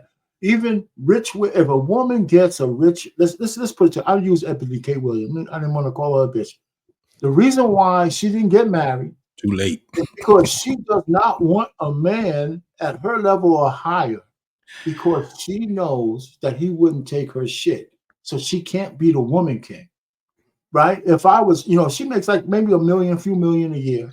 If she married a man of $3-4 million a year, he's not sitting down here wanting to hear a fucking yap. Just lay down and let me get some ass, right? And she ain't used to that, right? But there's a flaw. There's a flaw to that theory. There's a flaw to that theory. She wants to be in charge. They want to be in charge. I'm halfway there with you. I'm halfway there with you. Wants to be in charge. Here's the thing. I'm halfway there with you. Yeah, she wants to be in charge, but hypergamy dictates that she gets a guy who makes as much as her or more, someone who's better than she is. So the both can't exist at the same time.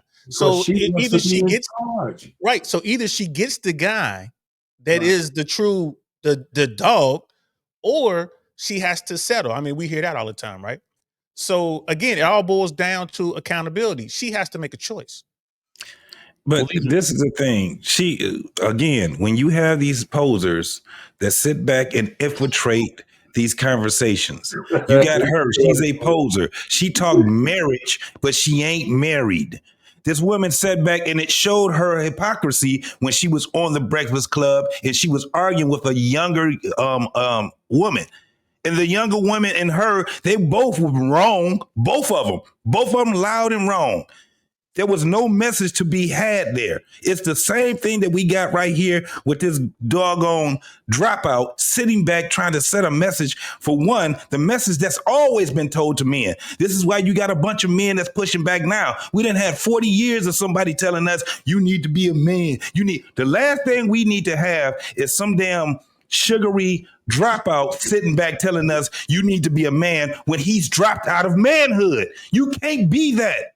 Yeah, I don't care who it is. He didn't say we had to be men. He just said, listen to what he said again. He said the women, listen to what he said about women. He said they don't choose to do it. They have to do it.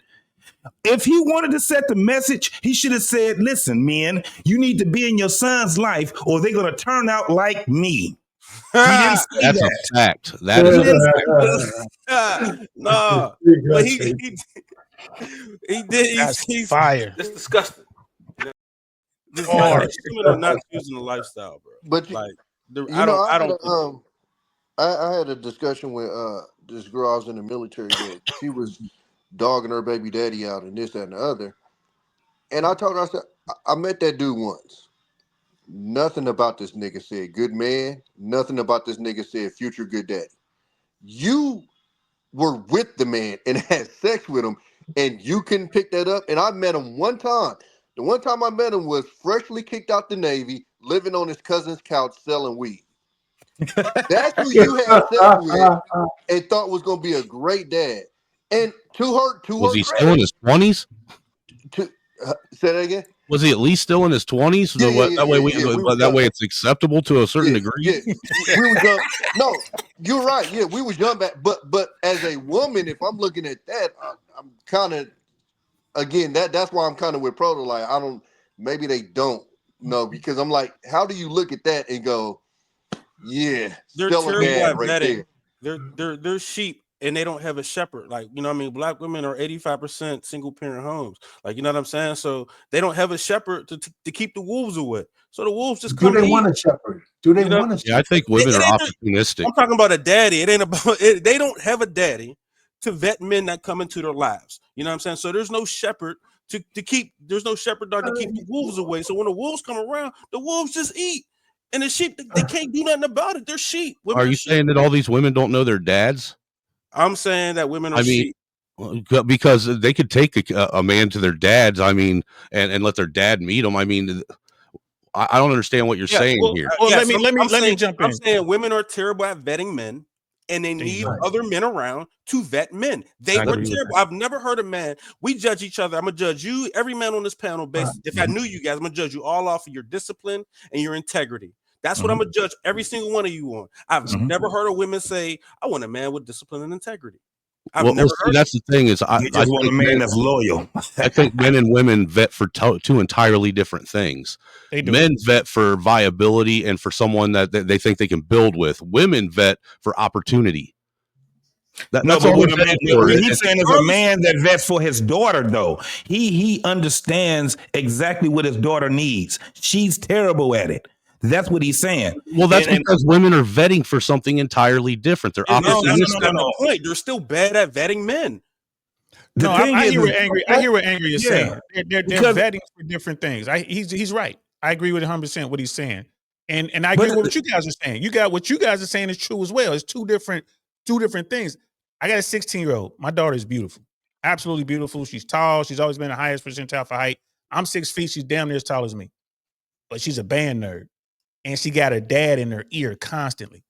So when she comes up to me after she done spent the weekend with her mom, she'll come back and tell me about dudes trying to holler at her, this or that, right? So she has some young boy had to give him props. I'm like, oh, this little motherfucker came up to you and actually tried to holler at you.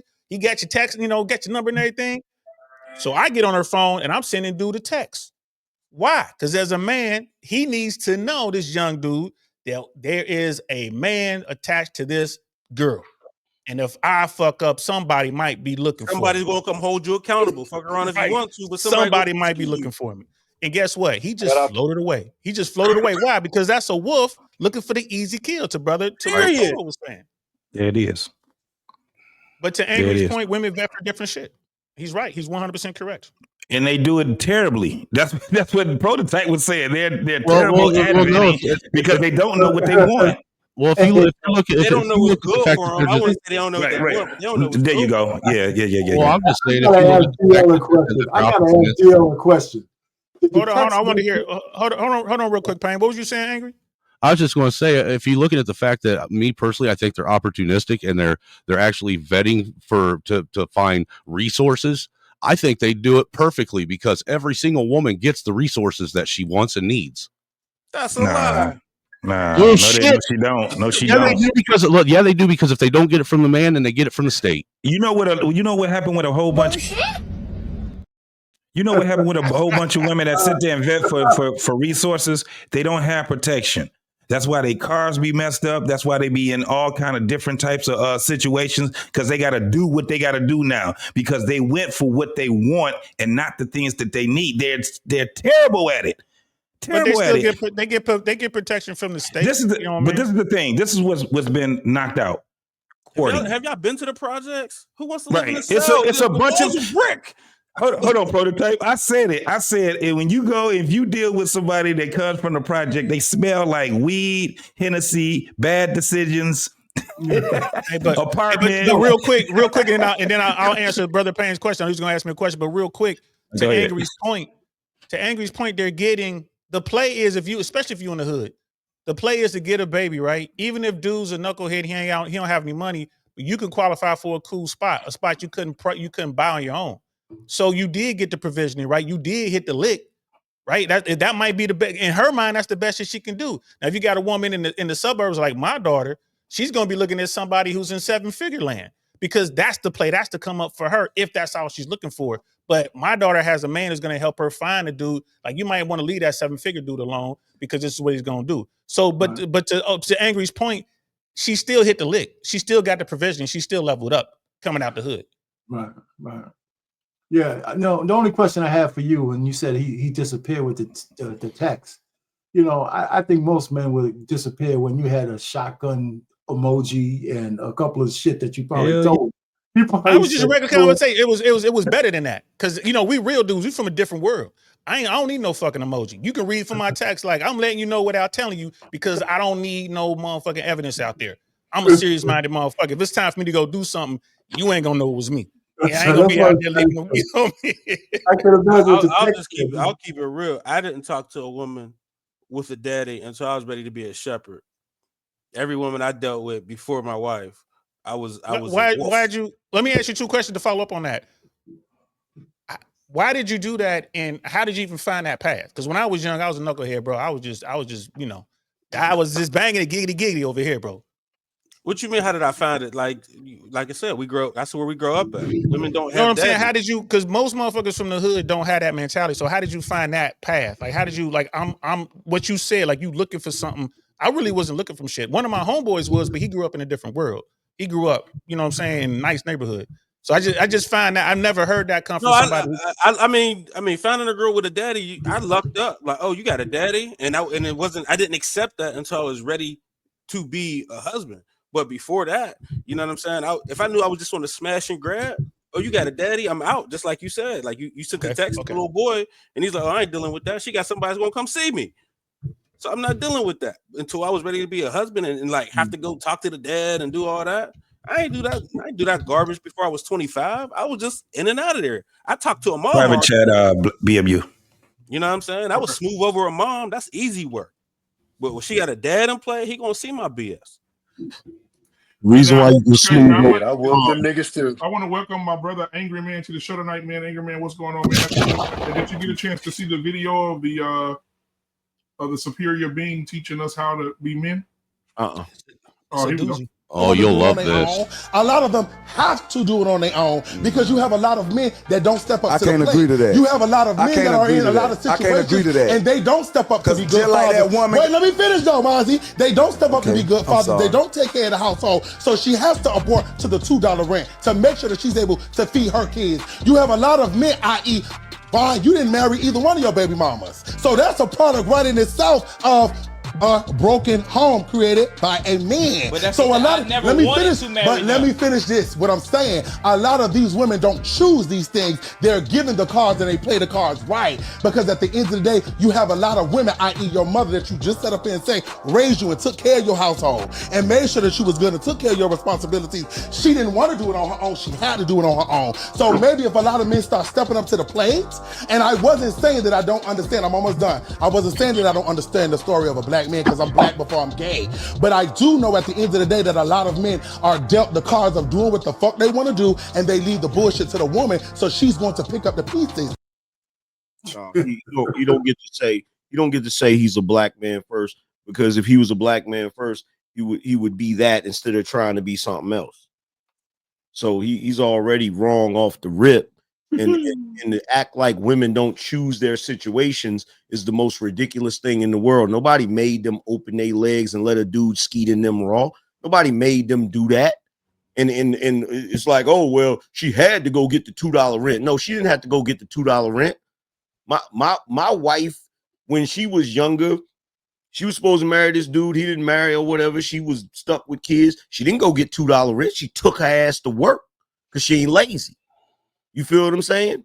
So these excuses that these niggas love to make for black women on a regular basis, they're tired, they're old, and they're stinking. And what I'm trying to figure out is why is it when they do shit like that, we never get to say they bashing black men?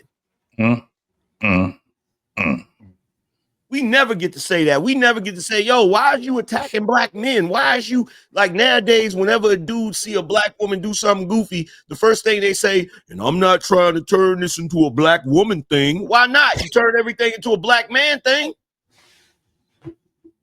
It's ridiculous. And the fact, like, I wouldn't even be able to sit there and listen to him, like, educate me on black manhood and masculinity. Like, Negro, you confused. Why am I supposed to take any legitimate thought from you when you're confused? Come on, man. Facts. Like, that nigga's, he didn't call himself a black. He said he was black. He never claimed to being a man. What he said doesn't matter. What he said and who he is don't matter. It does matter. It matters. Him being gay has nothing to do with what he said. It does have something to do with it when he talks about heterosexual. He's talking about heterosexual issues, bro. He's not. He is talking about black issues. Let me ask you a question. Bro. If you was having a conversation with a white guy, right? And he was giving you some advice about something, and in the conversation, he just happens to slip in there that, you know, later on, I gotta, you know, I can't stay here too long. I got a Klan rally to go to. Yeah, I can only be here for about 10 minutes. You still gonna be like, yo, man, what he's saying is legitimate. It ain't got nothing to do with his lifestyle or none of that. Saying? What he say? What he said. What are we talking about, right? So black people need to unite.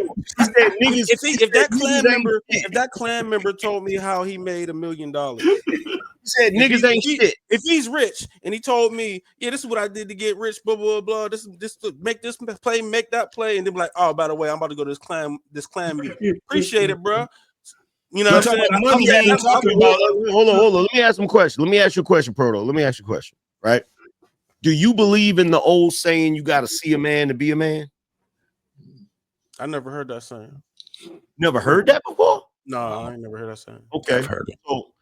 So here's the thing. There's an old saying that you have to see a man to be a man. And the reason why is because it's just like James Baldwin said. He said that children rarely ever listen to their elders, but they've never failed to mimic them, right? So when you're looking at people and how they operate and how they live their lives, it most certainly plays into what they're saying to you. Like a guy that is, you know, on that side of the fence that dates other guys, how is he going to talk to you about your experience as a man dealing with women in a relationship? He didn't. Right. Your experiences are entirely different. He didn't say anything. He spoke. I took what he said as a black boy watching his mama go through whatever she went through. That's what I heard. No, he told that dude, he said, he pointed him out. He said you had two baby mamas and you didn't marry them. That's a fact. But wait a minute. But here's the problem. Nigga, you can't have a baby mama because you keep putting your shit in somebody's. It don't matter. Buddy had 2 kids. He didn't marry. He ain't even got to go there. That's foul play. He ain't even got to go there. We can take it back to this because you're in a paradox when you talk about that. You cannot point to the dudes that don't want to take responsibility as men and say it's the men's fault when those dudes were raised by women. Women raised them to be like that. And if they don't take responsibility, if at some point in their adulthood, they don't make the active decision to say, you know what, the way I was brought up was wrong. I'm going to change what I'm doing. It isn't until then that you can really sit back and say, okay, you know what? Cool. You doing what you're supposed to do. But to sit back and pretend that these dudes are not operating the way they're operating because of how they what they saw their mama do. Okay. How you supposed to grow up to be a man that marries a woman and your damn mama don't got no damn husband. I'm not disagreeing. I think we're making the same point though. I think the problem though, Proto, is somebody like got something in the Somebody got background. something in the background. right? Yeah. I'm pretty That's me, I'm sure sorry. that when she's talking to her kids, she's not breaking down the fact that she met this nigga on her cousin's couch, freshly kicked out the Navy, selling weed. She's just feeding her kids how she's the victim in the situation. She's not talking about the part where this is the dude that I picked to have sex with and let finish in me and produce you. That's why I said when you're talking from a point of view of even like what you just said, you saw your mama go through it. The problem with that is your mama ain't gonna break down all the semantics of the situation. She's gonna break it down like most women do to make herself the victim in the situation. So you're not even getting the full truth. So now you're coming out with an opinion based off a fairy tale. Facts, but she can't do but it. that's why we're saying that. But he's saying you can't even have an opinion because you're not coming from a pure perspective.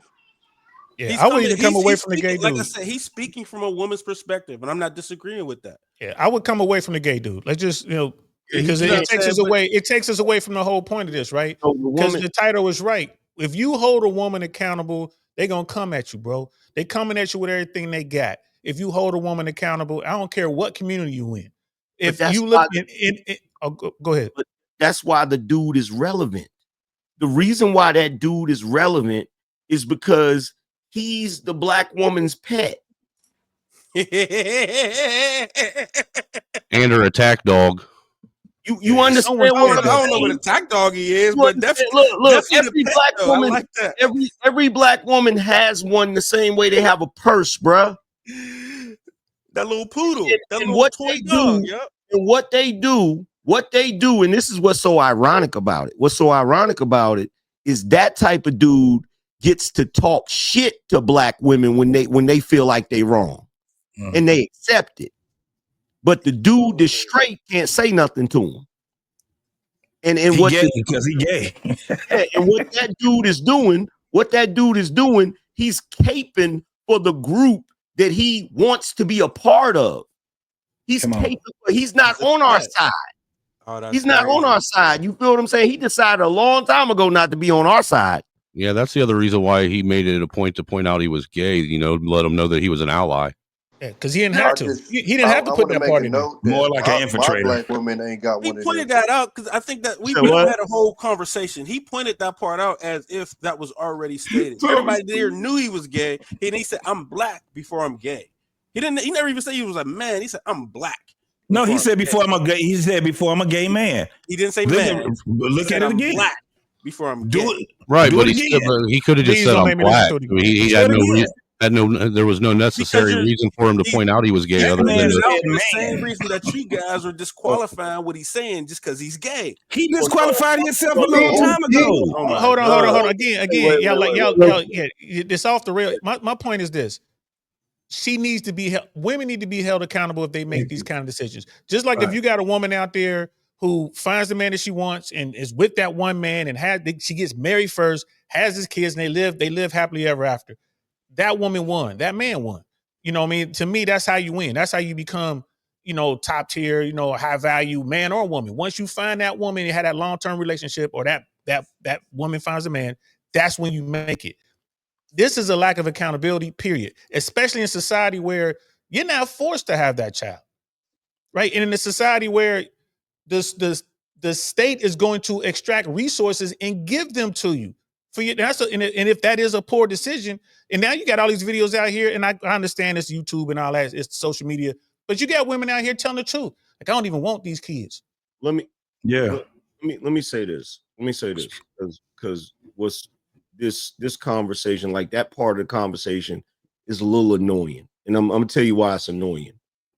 Do we as straight men get to tell him what he need to do as a non-straight man? That's what I said earlier. That's what I said earlier. How we want to tell him anything? Okay, so why is he telling us anything? He's in That's the what we. conversation for some reason. He's in that conversation. I'll be right back. No, he's not in the conversation. If It I was play, brought up. Whoever brought him on the panel. Why do we want to tell him anything? Bro, I was playing with G.I. Joes. He was playing with Barbies. I don't want to hear nothing about what he got to say. He was playing with G.I. Joes. He just playing with them different. About what straight men do. The goofiest thing in the world is everybody feels like they can speak on, shame, and emasculate straight men. And it's ridiculous, bruh.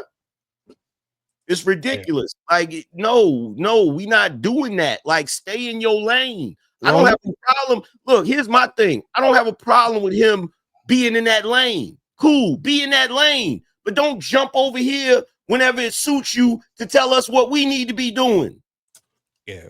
And why are we in 2024 even having discussions about whether or not adults, not kids, adults should have accountability for their life decisions? I mean, this is insane. You keep trying to call women adults and like, bro, they can't be accountable. Yes, they can. You gotta stop saying that. But yes, they can't. Dude, they can't. Yes, they can. So until we get that through our head, it ain't funny they find a way to be accountable when they're getting their resurces. Yes, they can be accountable. Yes, they can.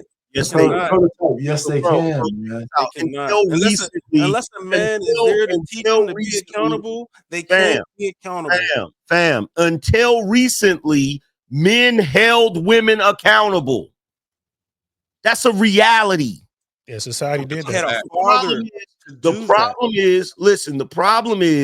problem is we got a bunch of tender dick simps running around here that's scared to say something to a woman. Like, you got to be able to pew. That's what it is. A bunch of men running around talking about we can't hold women accountable because the women do, but we're steadily trying to hold grown men accountable. That's even men who aren't accountable for the. God said that. Well, No, Adam, where you been at? No, God said our society is so messed up that they'll take a man that the society knows is not the biological father and make that man pay for someone you're else's talking to child. one right now. You're talking to one right now. I've been fighting the state of Ohio for 13 years. But 13 years over paying child support for a kid that ain't mine. And they know he's not mine. But real quick, if I could just finish real quick, the thing is this: that woman knew what she was doing. That baby came from her, and she knew who put the baby in there. And we're not even going to hold her accountable for that, right? That's a felony right there, bro. I mean, the seed came from you. No, it's like okay, Your Honor, it came from me. Can we do a quick DNA test just to verify that? Because I don't believe so. And then what's the other side going to do? Fight you so you can't do that? What does no, you got to get a DNA test. What does the seed coming from him have to do with anything? He made that decision. Oh, wow. You got to be smarter with you know what? How you guys doing, man? You guys got to acknowledge somebody when they step into the show. You guys can't just be talking and living in there. Hey, you know what? Before you say something, Akane, we knew you were coming. I knew you were coming. And I acknowledge me, man. You. I'm finna show you the video that I had for you when you came because I know that you're a native of eating this. So Is that for me or for Angry Man? Angry Man, go ahead and finish, Angry Man. The most ridiculous thing in the world is to say, yo, seed came from him. He made the decision. He didn't do shit. Because until that woman tell him you can have sex, he can't do nothing. He can't do nothing. And this is where the problem is, because as long as we run around here saying women can't be held accountable, we look, safe sex is a woman's responsibility. Bullshit. Angry Man, let me put it this way. Whenever you hear men say stuff like that, whenever you hear men say, oh, we can't hold women accountable, there is a reason why men say that. And let me put it this way, Angry Man. Most men that have daughters, right, like to protect their daughter, even to the detriment of their sons, even to the detriment of every other man around them. I have a daughter. I have to teach my daughter good stuff, not protect her by lying to her or make her to take advantage of people. We got to stop saying that women cannot be held accountable. I hold my wife accountable every day, and she hates that shit. She put up a fight every day. She hates it. She doesn't like it, but I don't give a fuck. I gotta keep doing it. It's a daily thing. But men do that stuff a lot because they have daughters and they're trying to protect their daughters by putting other men in jeopardy. We need to stop saying that you can't hold women accountable. That is not a woman's fault. It's a woman's fault. If a Yo, man not, if the man doesn't grape you, it's your fault. yo, check this out. I can say that with confidence that safe sex is a woman's responsibility. You know why I can say that with confidence? Because if she tell a Negro he can't have sex with her without a condom, guess what's gonna happen? He ain't getting none, gonna go get a damn condom.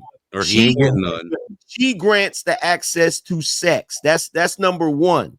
She has over 30 different contraceptives, and she still has the option to delete the child if she want to. So when you're looking at it from that position, you also have to think about who is at more detriment if she gets pregnant. Is the dude gonna be on the hook to have to take care of that kid, or is she gonna be on the hook to have to take But care? angry man, none of that matters because most of us men are out here acting like cavemen and just forcing our will on these women. That is an extremely feminine way to look at it. That is Bro, insane. I was being facetious. Look, here's the thing. Right? The way it works is if you're the person, it's just like this. It's just like this. If this is my house and I'm a teenager, right? And then I let my friends come over here because they want to throw a party. They show up to the house with beer and weed and everything, and they throw a party, right? When my parents come home and see that he done threw a damn party and my friends is gone, I can't be like, well, my friends wanted to throw the party. My parents gonna be like, but you live here. Why would you allow them to come in here? You're the one that's gonna be held accountable for it.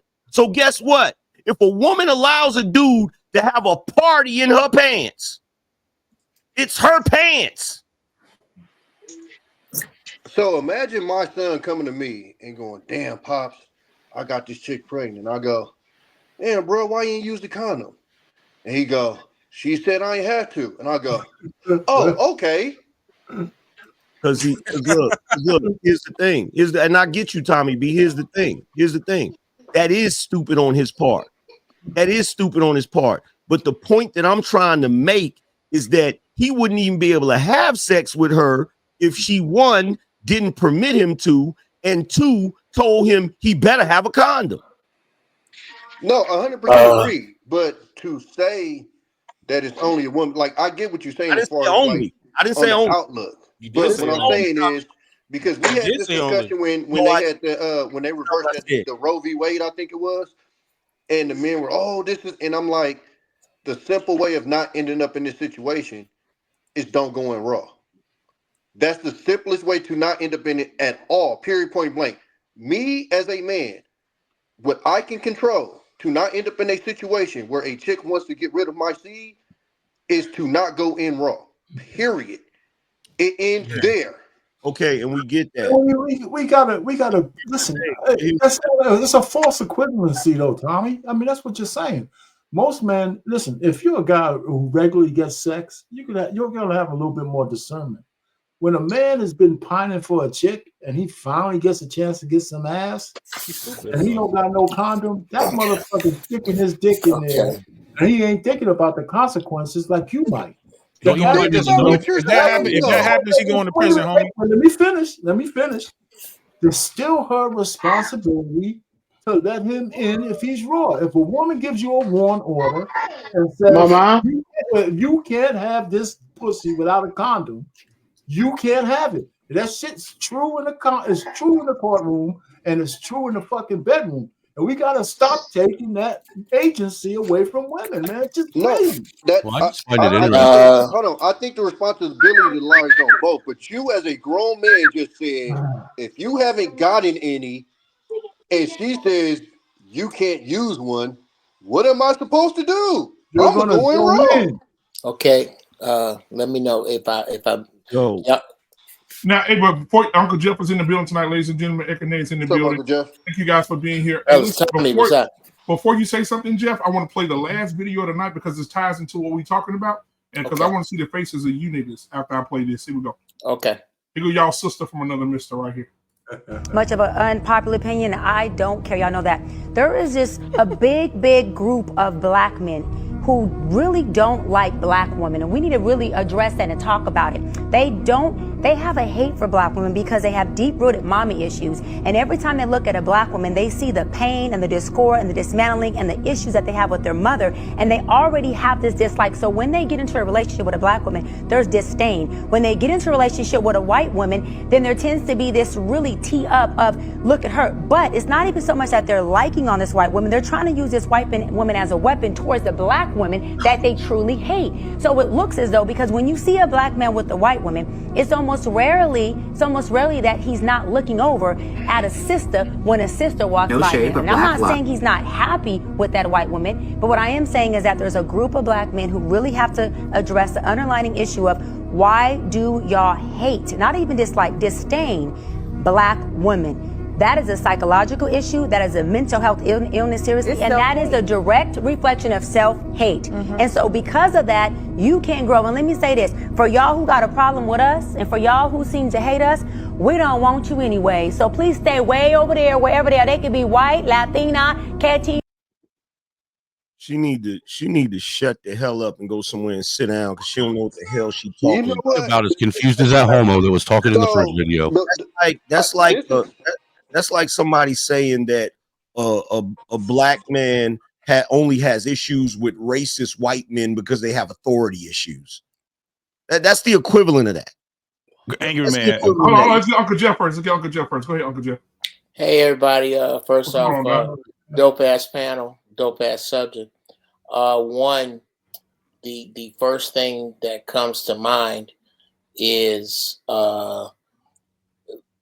black women have dear black women, you have very valid concerns about what you have to say about black men. You are right. Many of us have mommy issues. You are right. Many of us don't like you. Here's your problem.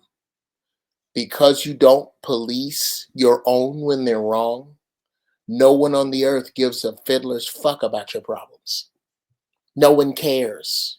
Because the one thing that you didn't approach is whether that man was right or wrong about his mother. Where do you stand in relationship with him to his mother? Have you asked him anything about his mother? Did you ask about his relationship with his mother? Or did you immediately assume that just because he has an issue with him, he's wrong? Everybody has to be wrong before you will change. Problem two with your argument is that it's a fart in a tornado. You outnumber us by 2 million. That's the answer to everything you have to say. All of your complaints work great for our uncles and fathers that we watch your aunties and mamas run over and wipe their ass on their souls. So since these new men have seen this, they're not enlisting for your bullshit. Now you can follow that woman. Please, sisters, raise your hand in agreement to that woman so we know who to avoid. I love videos like this because it brings out the uncoachables. And again, there's 2 million more of you before we count before I use a passport, do another sit-up, or earn another dollar. There are the women of every other race are clamoring to fuck us and pushing and shoving in line. We don't care that you're right. You're right, and so what? Yeah, I think she's right too. The only thing about it is I think if any man on this panel ends up around a man like that, dude, you're a weirdo. Get away from me. I've been around dudes like that. Right. Bro, fuck out, like I get away, like I think that's the difference between us is if they ran into a woman on that side of it, they'll find reasons to agree and interact and almost build a sisterhood with that one. we reject those. Like, just, I mean, if they actually have the issues that she said they have. Now, if they just have a preference, that's one thing. But I think it's so, again, it's like we said earlier. You're focusing on a minority as if it's a majority. That's an extreme minority. So why are you so focused on them?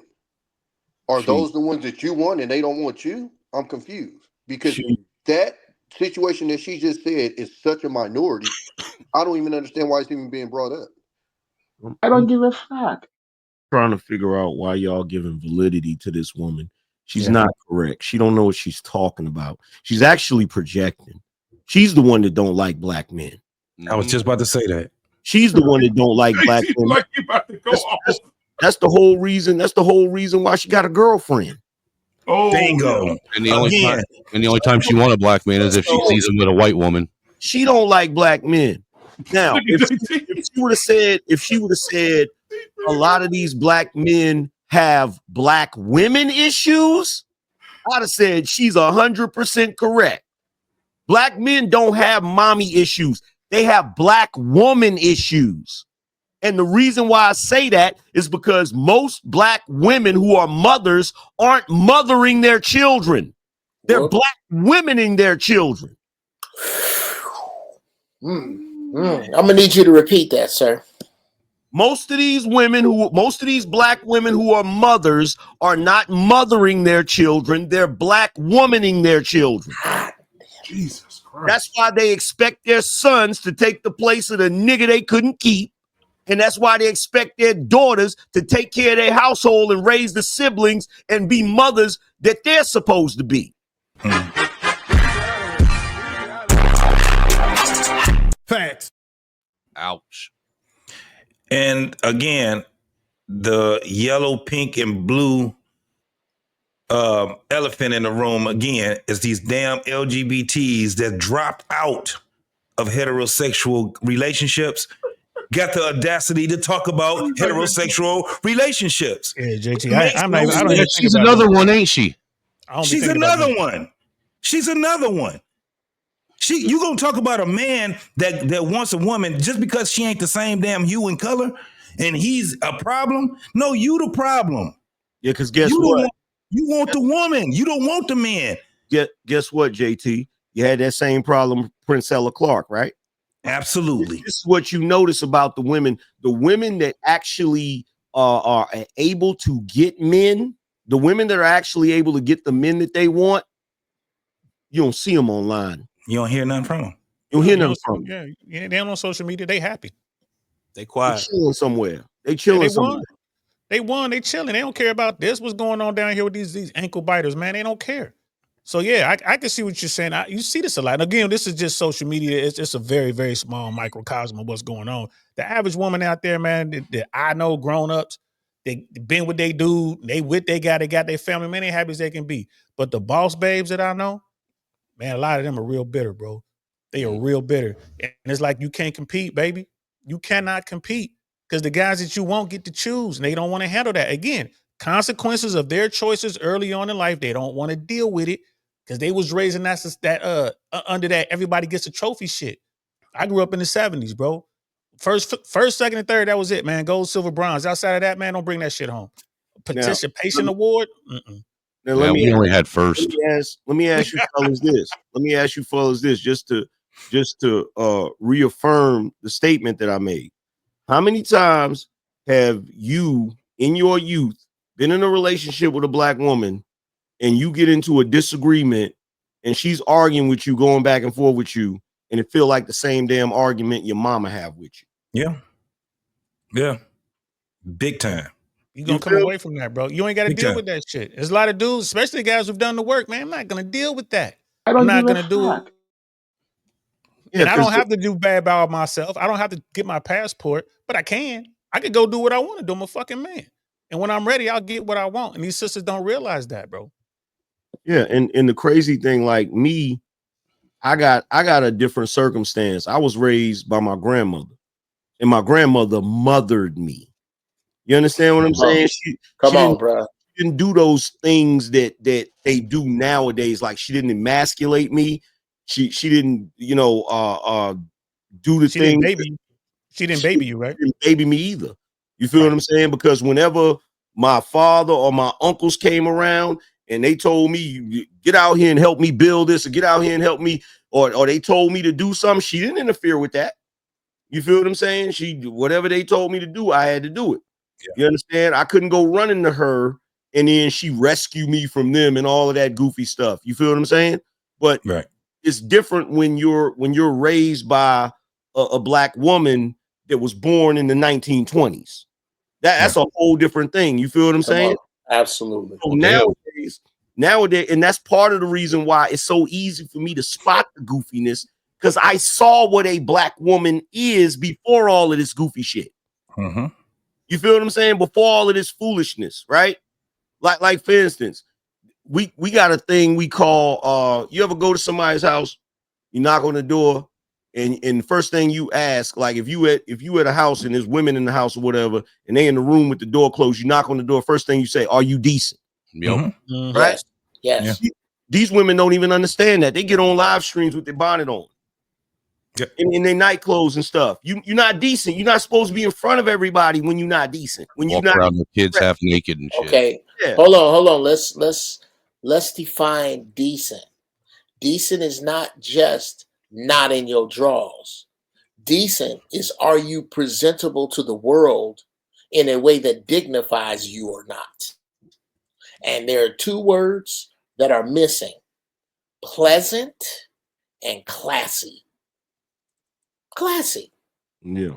How many of you, when you put your clothes on, those of you who take most of your pictures in social media ass first, how many of you, when you put your clothes on, can say to yourselves, I look, I feel, I am classy? Just classy. Not extravagant, not gaudy, not expensive, classy. That word's gone, bro. And now I want to say this, Rick. This is for you, Angry Man. Yeah, and for that comment, because he in here for me, right? For that comment, I don't think Angry Snowman was talking about black women in particular. I think he was just talking about women in general. Yes. And just for that, I do let black men come on my channel and talk about anything they want, anytime they want, whether it be white women, black women, or purple women. I don't give a shit. I don't give a fuck. I'm trying to figure out who are we embarrassing to, because it can't be to you. You embarrassing for putting that damn shit on them. These so-called pro-black motherfuckers be killing me, bro. They be killing me with this shit. You can't say nothing about society because you white. You ain't black. Well, okay. That's the same argument about the gay dude. Okay, no, it's not the same argument about the gay dude. Let me tell you something, Prototype. You was on a couple of panels with us when we ended up saying they don't want to talk to us. They want to talk at us. And we tried to allow, am I lying, black man? We tried to allow them to come. And what was they talking about?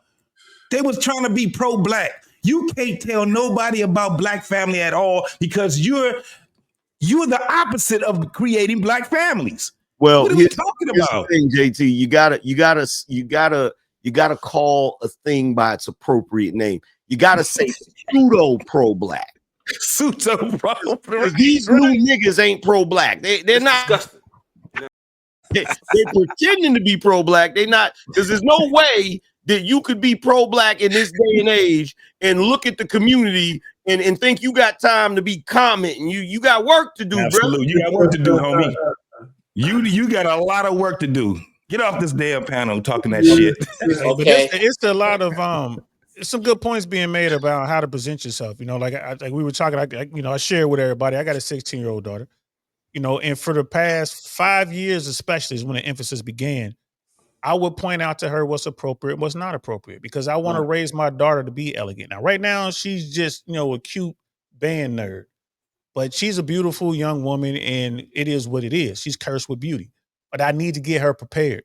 Now, there are women out there who have no problem letting these young girls, these, teens or whatever, preteens, whatever, go outside looking a certain way. And that was a no-no in our community. You can't go outside with something super tight or go online and with your bonnet and all that shit It's not being taught. I think someone was saying that here. Like men were normally the gatekeepers of that.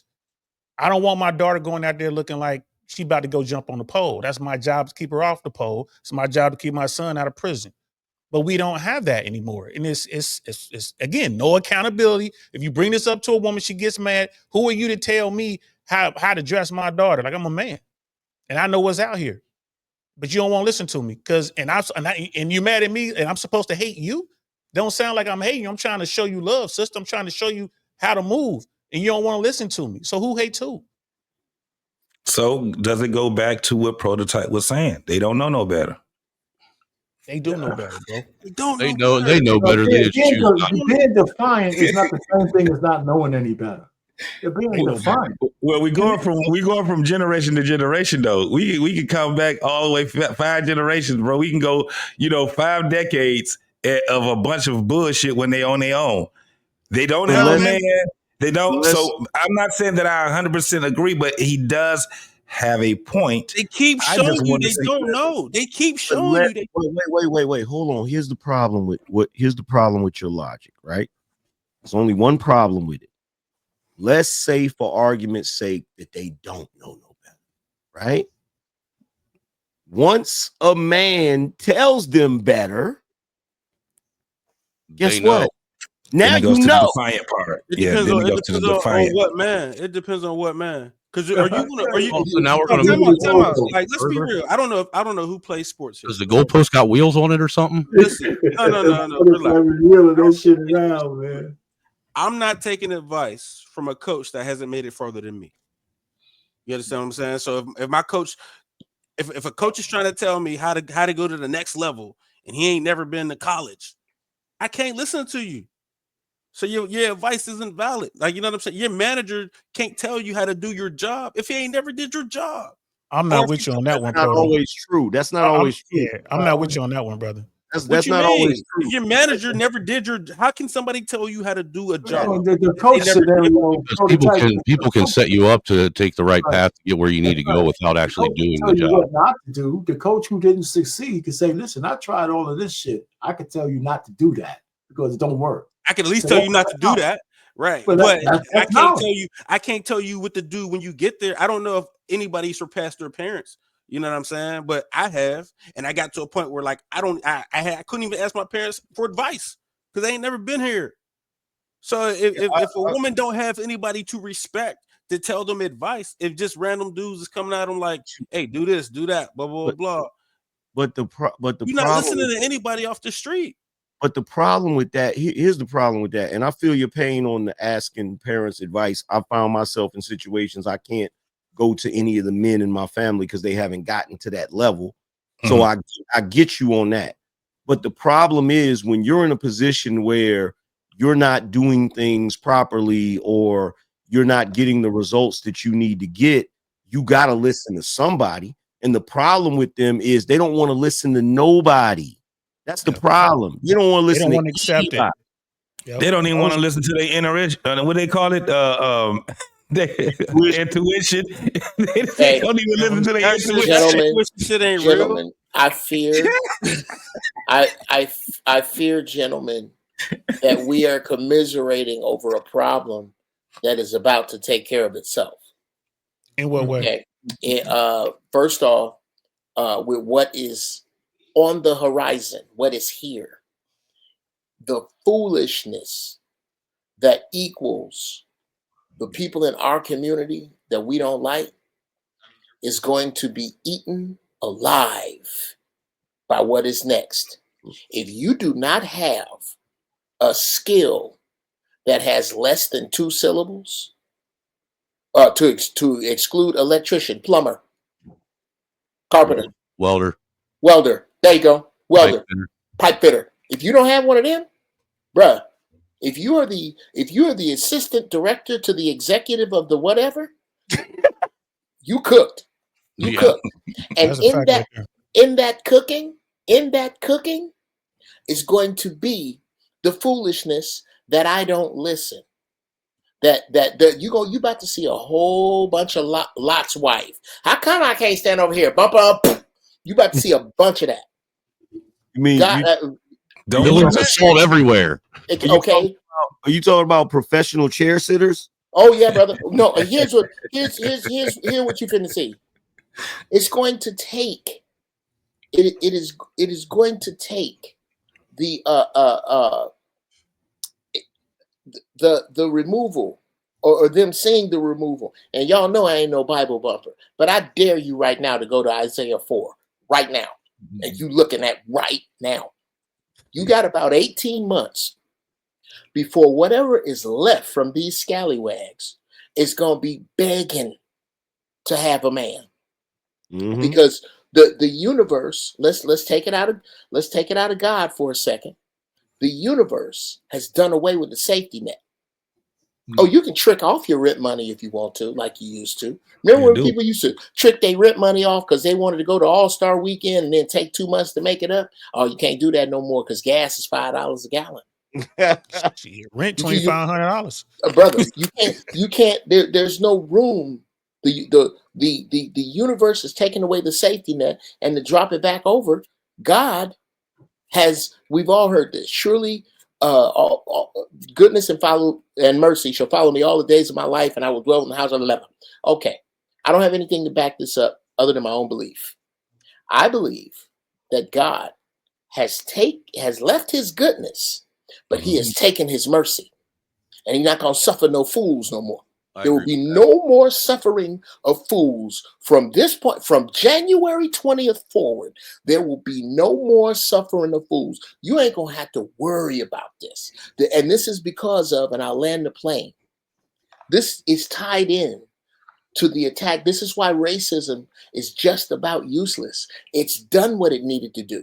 It made regular white people think that they were better than regular black people just long enough for the power elite not to need either of them.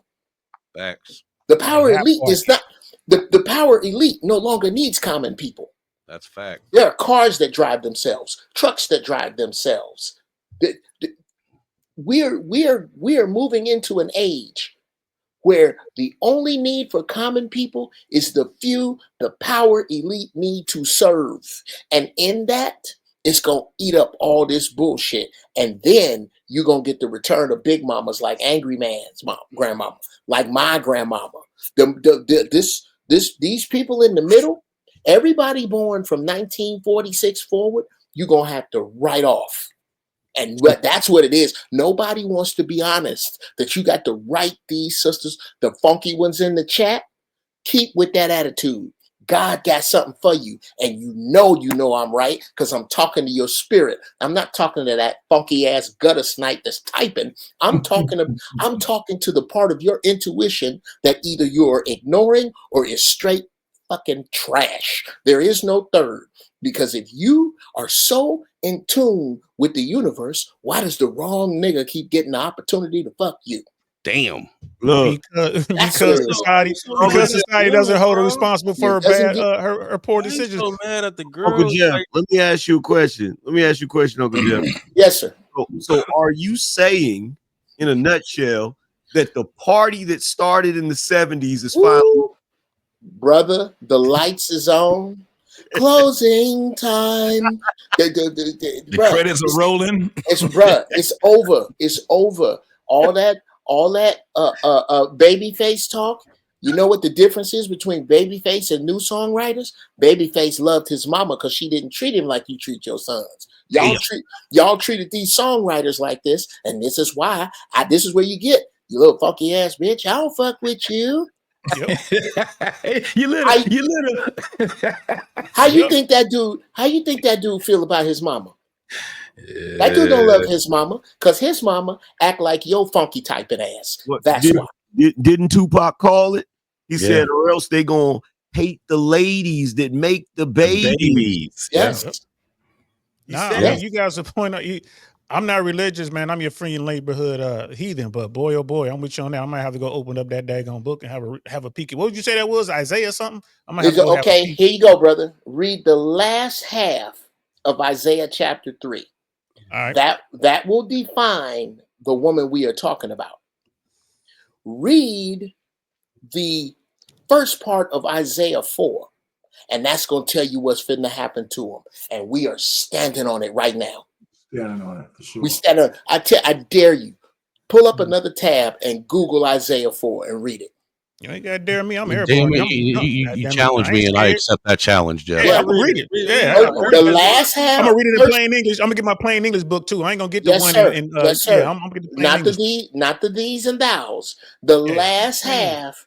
Read the last half of Isaiah 3 and tell me that does not discuss the rutabaga gutter snipes that we are dealing with in the chat, the ones that we are discussing, and tell me that Isaiah 4 does not make sense with the overcrowding of the prison population, with the doing away with common people.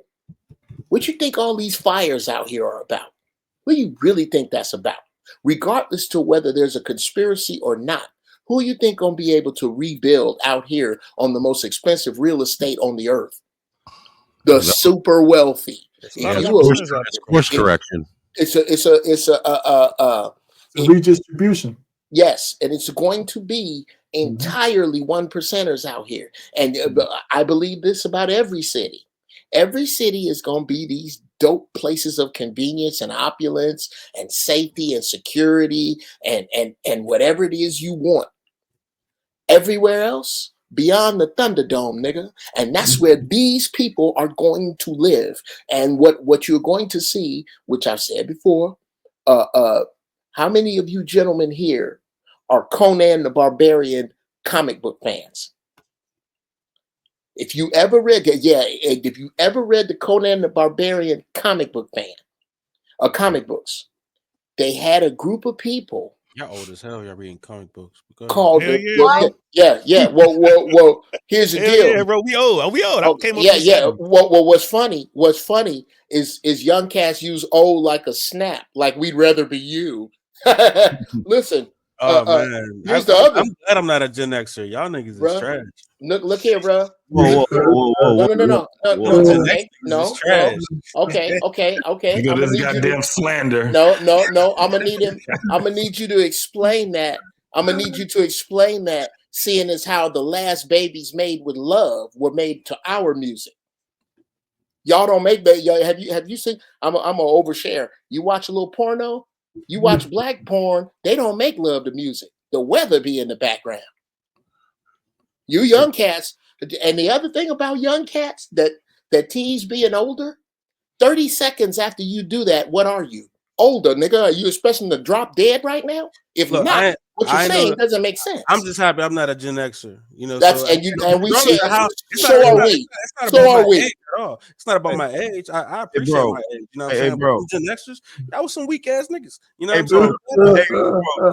Check this out. I hate this motherfucker's headphones right now. Hold on for a second. Let me address this real quick. First of all, we can't take nothing seriously from a person who can't write in cursive. Yeah. Okay. Wait a minute.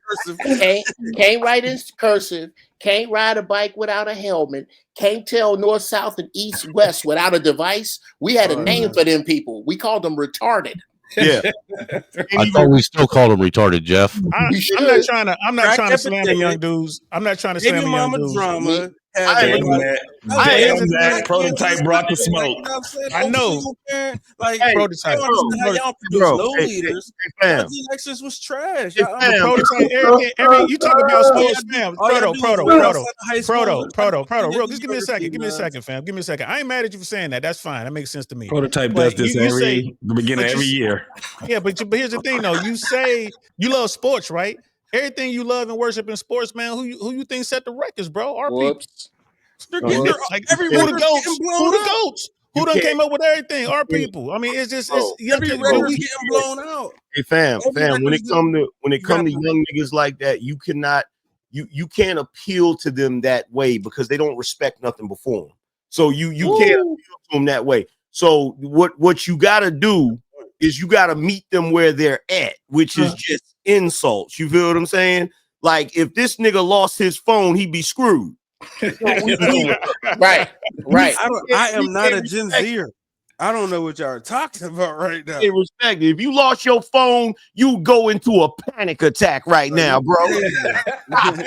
You and I'm gonna tell you, and just to keep it 100, bro, like the younger generation, man, we created you would be able to call. We would be able to call your mom if you lost your phone. We finally got one. We made them better. Like, but bro, what y'all? But the thing is, man, y'all don't even know what y'all don't know, and that's the scary part. When it does come, when it comes, bro, y'all ain't ready. Y'all ear prepared. I gotta prepare I send my daughter to school. She gets A, B's, and C's. She's a good kid. She's the typical girl doing her good girl stuff.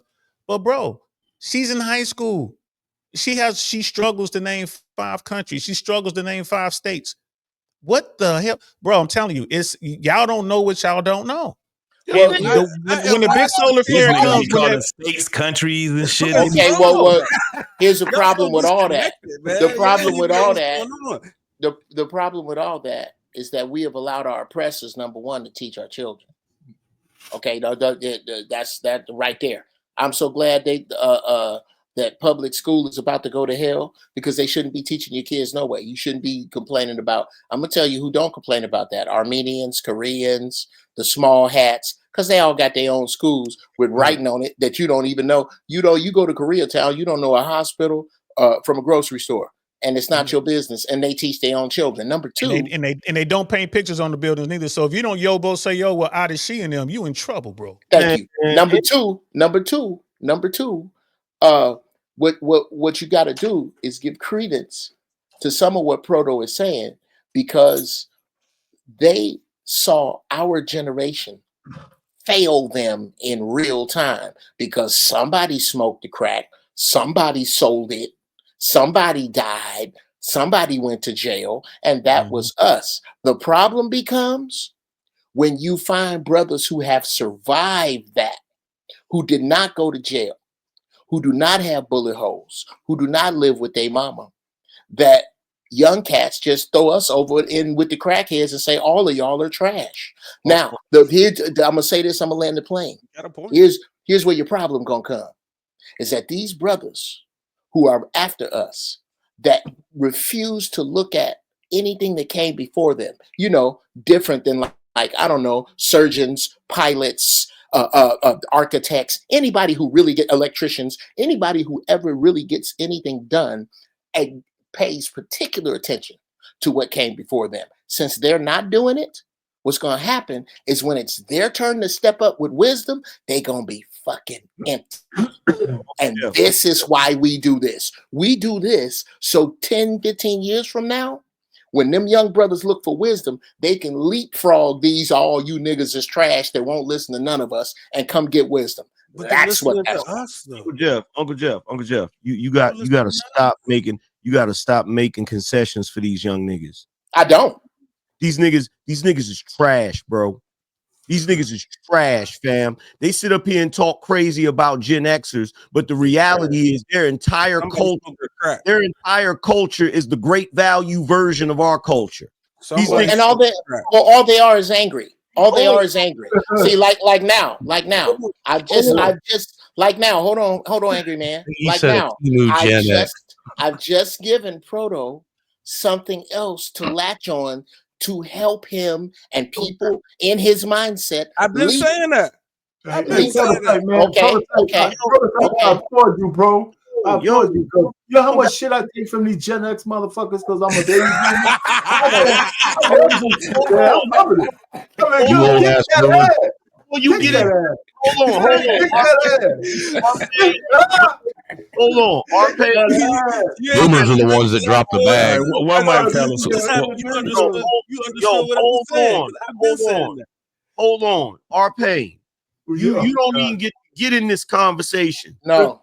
Because the reason why he mad at Gen X's is because of you. Hold on. No, hold on. First of all, his ass is mad at Gen Xers for what boomers did. He just don't know no better because these young niggas don't read. He just admitted he don't read comic books. That's why they call us Gen Xers boomers when we're not boomers. Yeah. So check this out. The reason why I was able to read at such a good level in school is because I read comic books. Because they don't write comic books for children; they write them for grown people. That was the only vacation we went on too. Number two, you talking about Gen X is trash, bruh. Sure. My cartoons had a message at the end of it. Y'all niggas cartoons teach y'all to be fruity like SpongeBob and shit. That is not All the anime is a bunch of cross-dressing dudes and shit. Y'all so disconnected. We are Y'all don't know the which greatest generation. We are the greatest generation. Period. Yes, we are. Bad leaders. Y'all say Angry y'all man. bad. Y'all say Angry man. This is their generation. Don't want to do it on their own. A lot of them have to do it on their own. That's their generation. That's the Z. Okay. That's a Z. I ain't no millennial. Okay. So hold on, real quick, fellas, as I can. I just seriously, I'm a retired air traffic controller, right? I grew up in Cincinnati, Ohio, man. I came out of what I came out of. I know about Cincinnati. I grew up in Ohio. Yeah, bro. Ain't nothing like that nasty natty, baby. I grew up in Lima. Oh, that's what's up. So that's what's up, bro. So here's the thing. I managed to get to where I am. I ain't gonna lie to you, bro. I broke the fucking matrix, solved the code somehow. I don't know how I did. Every now and then I look around like, how the fuck did I get here? I really don't know. But what I'm trying to do now is get as many people as I can with the federal government under their air traffic control program, right? And you don't even have to go to college. They train you. All you need is a high school diploma, bro. You take some tests. If you score high enough, you work hard enough, you can get into this program. You'll be making 6 figures plus within a year and a half after you finish training. And it's all paid training. I cannot, and me and my homies, we cannot figure out how to get young black men to do this shit. And it's all animated. Okay, where I can help you out with that right now. Number one, you do not start. Is like the old saying. If you push your car off the freeway, you'll get somebody to help you faster than you will if you just sit there with a flat. Don't start with dudes that's at zero. Go to a mosque in Cincinnati. Find some young brothers that have figured out that maybe, just maybe, and I'm not a Muslim, but maybe, just maybe, this ain't the way to go. I'm trying enough with my life to wash my ass, cut my hair, and wear a suit. That dude right there, I bet you're going to have more success with that dude. You got to start with a dude who's already started. Trying to get a nigga up off the couch that's eating Captain Crunch at 2 p.m. and playing PlayStation, and then when his girl's car pull up in the driveway, he jump up and act like he vacuuming. No, that guy is not gonna cut it from the giddy up. There are certain people, brother. I'm sorry. There are certain people that are going to be and deserve to be march to the edge of the earth and kick the sweet fuck off, and you're not gonna save them. You're wasting your time. We put the information out there, and we've changed lives. We've changed a bunch of lives already. I just wish it was more brothers that look like me. But it is what it is. Anyone who comes for the help, I'm gonna give them the game. I'm gonna give them the game because the people who brought me on, right? Baby boomers, that's who put me on, that's who pulled me out. The last great generation. And they told me, millennials. And they told me, they said, listen, you don't owe us nothing, but when it's time, you need to get other people in. That's what you owe us. You got to reach down and pull up who you can. And that's what I'm doing. And it's sad. I'm trying to tell you, you wasting. It's where you reaching, brother. No. I'm not. I just put it out there. I'm not. I said I wish that more guys look like me would take advantage. I've given up on going to people's houses. I can't tell you how many houses we done went to trying to talk to people, getting younger people and saying, well, but a lot of them was their parents, their moms. Black people can't get a job like that. I'm retired. You want to hear my voice? You want to see a movie with me in it? I'm a retired air traffic controller. Look at this. I did it. I'm telling you, we can get him in. And they're like, no. Check this out, bro. I noticed you got a poster on your wall of Snatch, right? Yeah. So here's how you put this in. This is how you personify this. Gen X is like Turkish in that movie. This new generation is like his sidekick Tommy. Yeah. You feel me? I get it. I do. Like now that does make sense. They don't know what they don't know. You understand what I'm saying? And they quick to tell somebody that, see, here's the thing. Even though Gen Xers didn't like the way boomers moved, right? When we were young, we didn't say the boomers were trash. It's facts. But they wasn't. There were things. See, you don't even know what you're talking about, bro. Wow. You don't even know what you're talking about. You have no idea what you're talking about. None. A lot of our what makes boomers trash? A lot of our we can go through the whole 80s on why a lot of our problems as a black community started with the boomer generation. That's our pain, present company accepted. Our pain is the exception to that. I'm gonna give you credit, bro, because you did what you were supposed to do. But half of us did. There were 70 million boomers. You're only telling half of the story. That's my point. We're like, at least it was married, man. The problems with the black community start with the nuclear family. At least the boomers was married. Y'all Gen Xers just stop getting married. Do you know how many boomers got divorced? Do you know how many boomer men? Do you know how many boomer men said, "Hey, I'm going to the store and get some cigarettes," and never came back? That's a fact. Papa was a Rolling Stone, goddamn. You look, only half of them angry man. The rest of us stayed. Bro, no, listen. Here's the thing. Here's the thing amongst us Gen Xers, and I can say this because I experienced it. I watched it all around me. Regardless of whether dudes had kids out of wedlock or not, as Gen Xers, you know what all of them brothers used to say? I'm gonna make sure I'm in my child's life. And the reason why Gen Xers used to say that shit is because there was so many Gen Xers that grew up without their pops. Earlier in this show, we were talking about millennials. You're talking about millennials. Hold on. No, he's not. No, he's not. No, I'm not. How do you know? Okay, wait a minute. Whoa. Clip, man. It started with y'all. Okay, wait a minute. Angry man. When was you born, Proto? 83. Okay. Oh my God. Damn. Yo, hold on. No, stop. We gotta address this. No. If you was born in 83, you may as well be a damn Gen Xer, bro. Yes. Yo, old ass. This old young nigga. This old ass young nigga. Cut it out, bro. You 5 years older than me. I mean, younger than me, bro. Cut it out. Get the fuck out of here. He was sitting there talking. No, you are over here. Get your ass on this side right here. Y'all sitting here talking that crazy shit. Oh, nigga. Self-hate. Proto with all that goddamn self-hate over there, bro. You mad at yourself, man. Welcome. Goddamn you mad in the click, yourself. Mad at yourself. One of the things, angry man, a fair amount of Gen Xers are kids of the silent generation as well. You guys got to realize that. Yeah.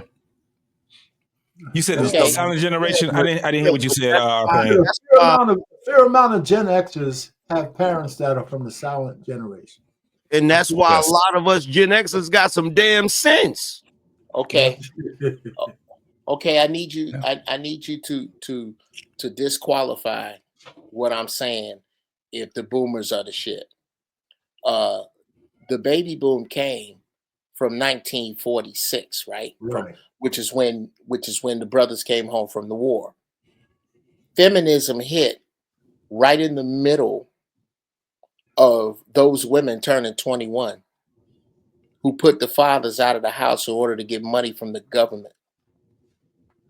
I'm gonna need you to undo that in order for them to be this wonderful group of people you're discussing. Did that not happen? Did I miss that? Am I? Yeah, you listen. Here's a couple of things you're missing, though, Jeff. Okay, because what you said is true, but you got to also remember that the pill came in 1960. Yes. Well, hold on. You got to let me say this.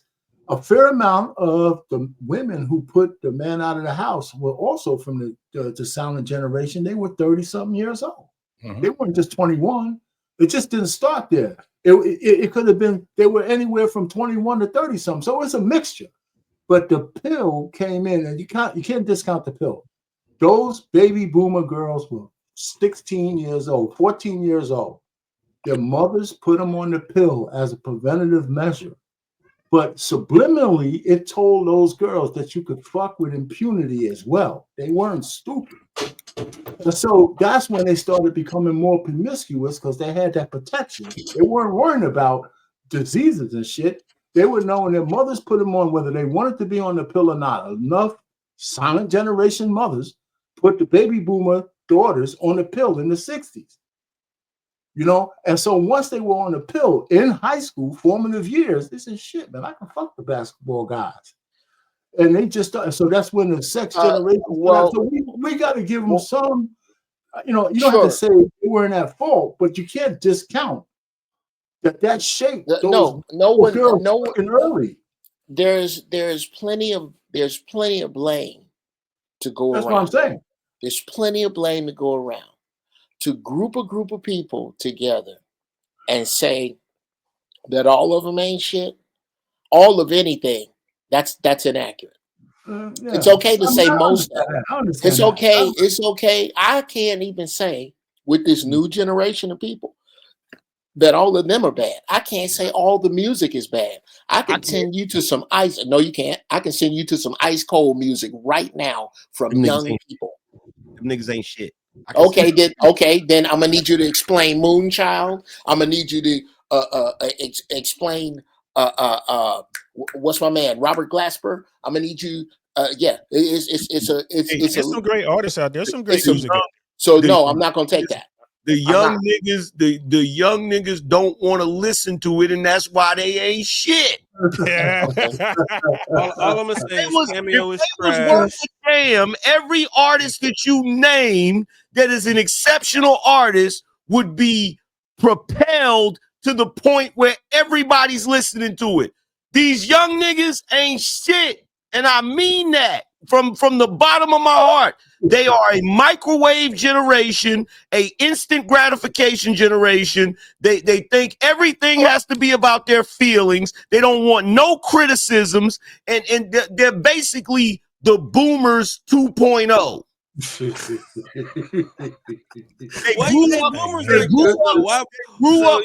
grew up with the internet. Hold on. They grew up with the internet the same way the boomers grew up with TV. The boomers were the first to get TV. The boomers had lead in their damn paint. It was eating paint chips and shit. Boomers was the first generation on Similac. They crazy. And now the new generation is just like them. You feel me? It is what it is, bro. Okay, I'm gonna need y'all. Dude just hit on something that nobody talks about. Similac. Before y'all get into that, Brother Jeff, before y'all get into that, I gotta go, fellas. This was amazing. Appreciate y'all having me on. Shout out to all y'all, man. And to you young niggas, man, pick up a fucking book. I didn't read He-Man, but I read ElfQuest. All fucking 3 books. It was amazing. But DL, do you have information, DL, we'll put in the back chat or something about what you was talking about? Yeah, on my channel. I really want to know podcast. I got videos on how to be an air traffic controller, how to, it's 3 videos that I'm always putting, and we walk you through it. It's me and my homeboy. We walk you through it. This is how you apply. You do it all on your computer for you young motherfuckers. You ain't gotta go nowhere. You do it all on your computer. We show you how to do it. We walk you through the steps, and then I also put my Instagram, which is I really want to know podcast, all one word.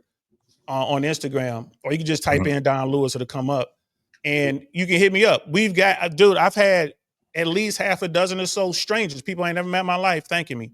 Hey, I watched your video. I followed all the instructions, and I'm in the academy now. Another guy, like I just graduated from the academy. One of my homeboys was out here, a young white dude was digging ditches, putting in ACs and stuff like that. I'm down here in Florida, and I'm in Central Florida. We got him out of that now, man. He's the air traffic controller now. We got him working as an air traffic controller. He just certified on his first position. That guy's like right at 6 figures now. So I'm really proud of what we're doing. I'm going to continue to do it as long as the government is hiring air traffic controllers. Got it. Yeah, until computers take that job over. It's going to be a while, but yeah, AI can do it, but it's really difficult. Because we teach kids how to code, so that's what we do. Oh, that's what's up. And it's really AI is going to be you need you need self-aware computers to do air traffic control, unless they change the way we do air traffic control in America. That would take hours to explain, but AI will be able to do it one day, but it's too expensive right now. Mm-hmm. So I appreciate you, brothers. Most definitely. All right, ADL. All right. Hey man, them Detroit Lions, man. We see y'all next year, bro. You know what I mean? So the Lions and the Bengals, we watching these games. We at home watching these games. Absolutely, bro. Next year. Next year. Most All right, definitely. fellas. Oh, wait a minute. Wait a minute. What happened? What happened with the Detroit Lions? We ain't talking Because about that. They end up like the Dallas Cowboys next year. Okay. Well. Here's the problem. Kene. Here's the problem. Arpain, Proto. There's somebody else on this panel that when I said before the Detroit Lions go to the Super Bowl, you will see actual Lions playing for the. Yeah, Jeff would not be with us anymore, folks. That's it for Jeff.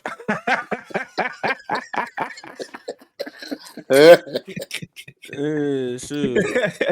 They're not going. You can say Lions run the streets of Atlanta before the Detroit Lions go to the Super Bowl. Yes. Did y'all see Sir. that?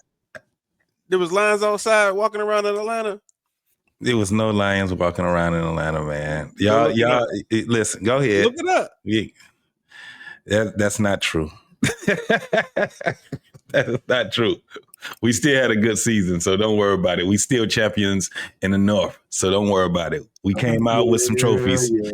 With that drop bowl, man. Hell with that. That was the story of the week.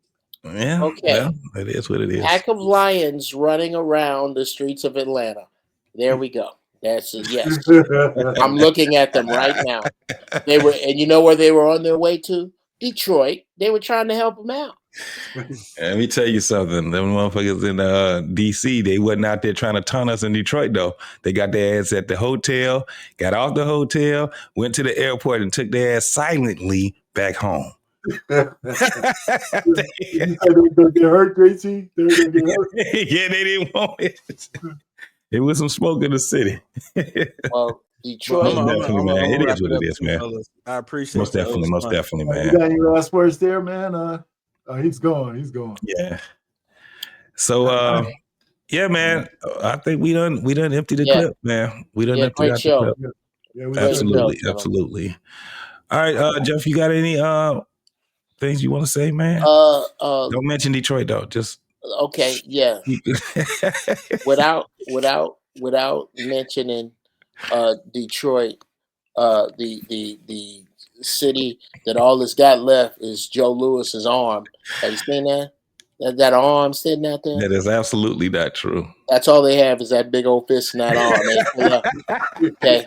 Detroit is the only city I know of where you can walk in a men's store with a 64 box of crayons, get a suit in any of them colors, and the man selling you the suit will ask you, would you like a belt, hat, and shoes to match? They got and he got the stick if it's too far up. He got the stick. The secret to shopping in Detroit is you shop with a pimp shop and buy the dark colors. Just buy the dark colors. You have some fly shit. Anyway, I really enjoy it. I do enjoy these no holds barred sessions, gentlemen. I enjoy our respectful disagreement. I'm waiting to be known as a prophet in the next 6 months or a year. As y'all see what I'm talking about, what we complaining about it's gonna eat itself. These fools is gonna eat themselves. Yeah, we see it happening. So I'm out, but thank y'all for having me, brothers. Y'all appreciate you, Jeff, man. Most definitely. What's going on, Kene, man? You quiet, man. What's going on, man? What you doing? Yeah, I'm doing some draft while I'm listening to you guys. But no problem. I really enjoyed. I was listening to everybody, and I really enjoy it. And I was going back and forth because my daughter keep crying. You know, she likes attention. But either way, I'm just enjoying it.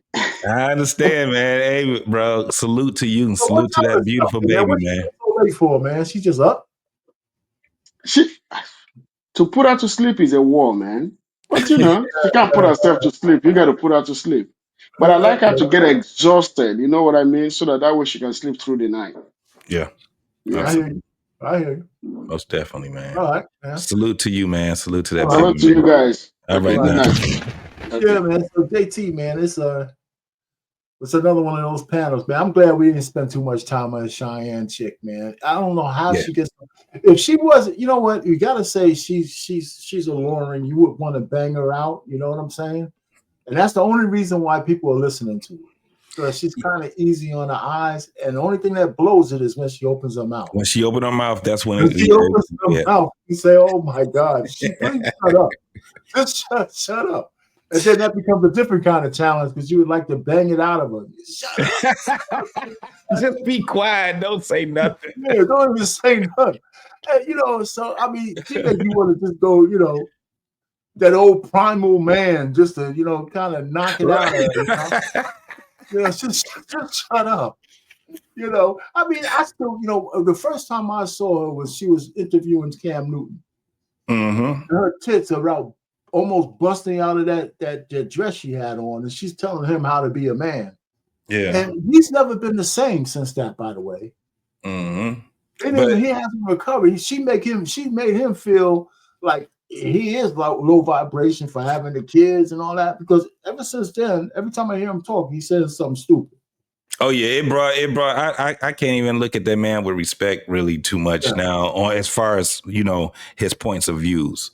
You know, it's kind of like you kind of. I would have told if she was sitting across me. I told her, I said, "Man, who the fuck do you think you are?"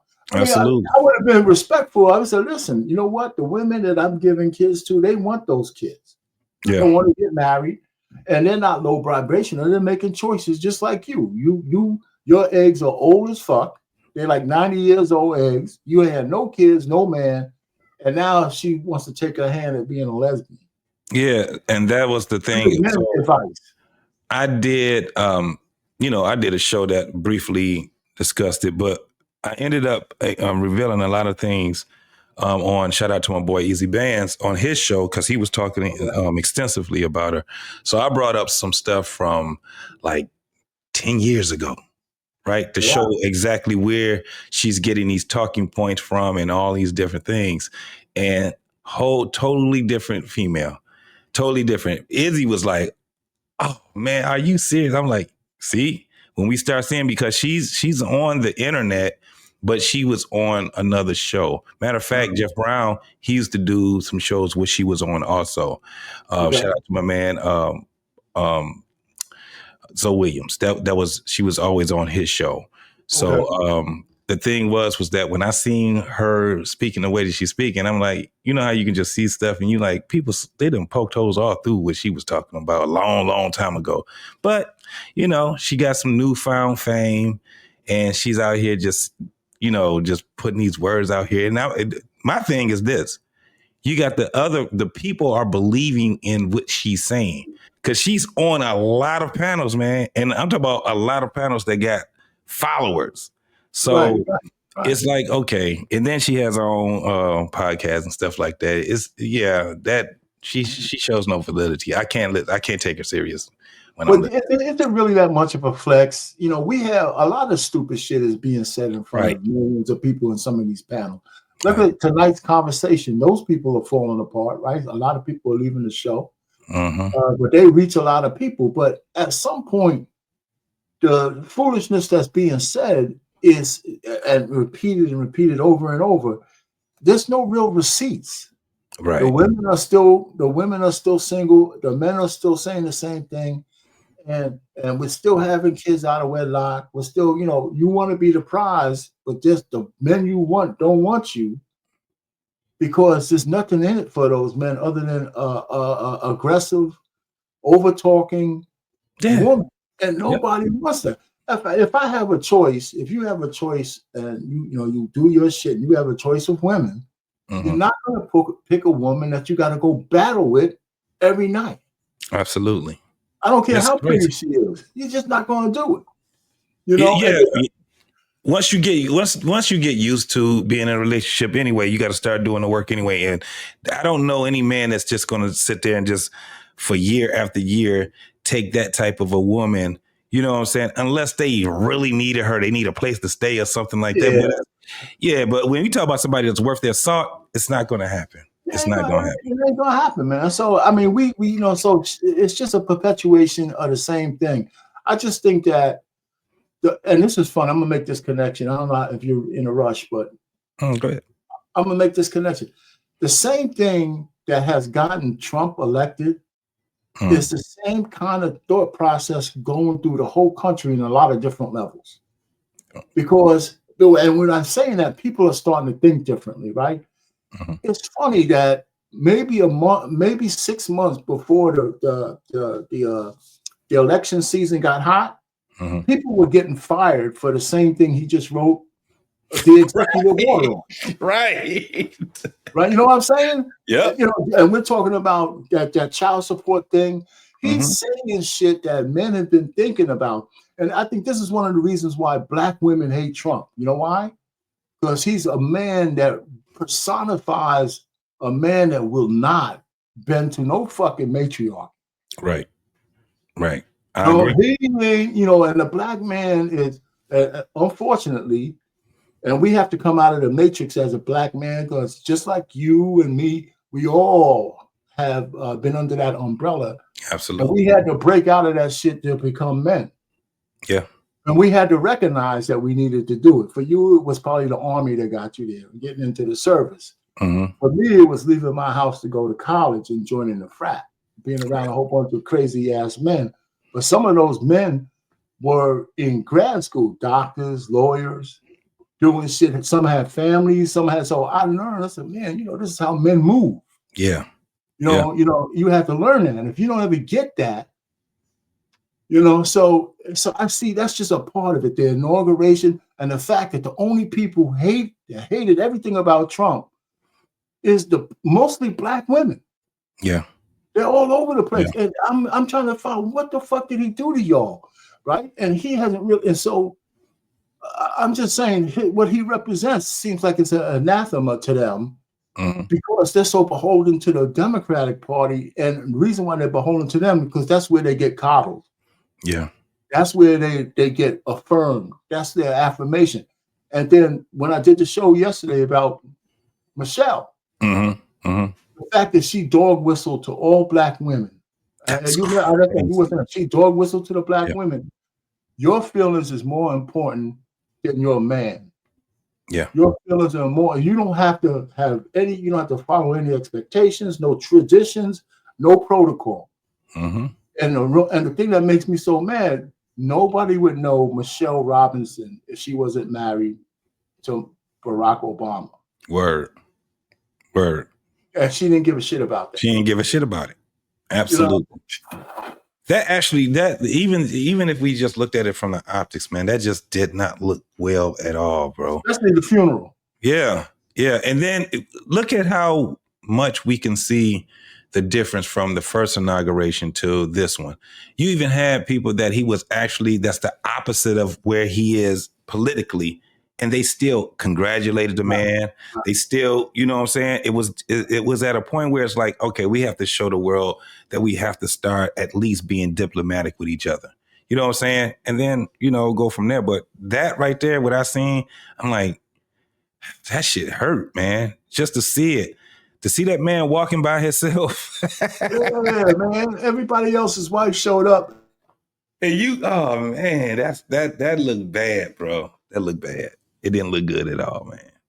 Most definitely. But yeah, man, you got anything else, brother? Oh, you muted. No, we could, you know, I just wanted to get that out, man. Since we up absolutely. Here, anyway, if you get a chance, you can see my replay on from yesterday. Soon me and Trey were chopping it up. Yeah, I gotta watch it. Today was just crazy, bro. It was so doggone crazy because it was so cold and it was crazy. Man, it was just so much traffic and stuff like that. I was like, wow, this is crazy, bro. But we had to go to work. You're not working on. You retired, right? I'm not retired yet. I'm almost there. Are you still working? But no, I'm still working. Yeah. I'm on. Hey, look, I'm down here. I went outside. I had to pick up a package at the front door. Look, you know what's crazy? Because he signed the freeze on the federal jobs. Yeah. And he signed that other one for people to start bringing their ass back to work. Yeah. It's crazy because I'm like, cool, right? Because I was the one that was like, I was one of the guys that was like, nah, I like going to work.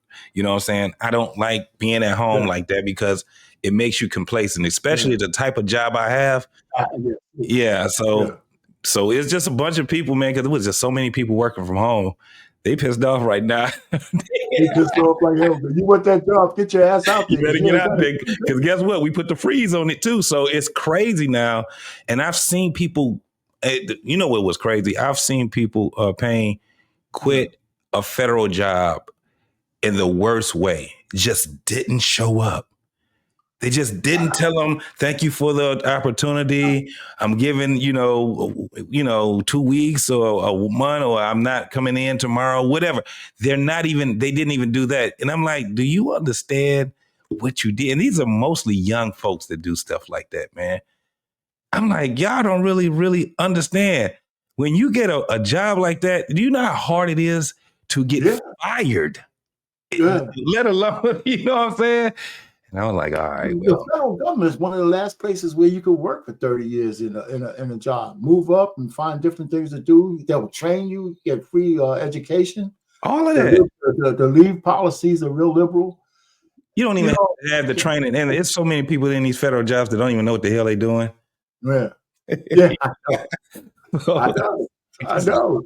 Man, but anyhow, man, listen, man, it was a good one. So absolutely, man. Absolutely. I appreciate all right, it. brother. All right, man. I will get back with you. What's tomorrow? Wednesday? What's happening tomorrow? We got my man Lost in Man? Translation. I think he's doing.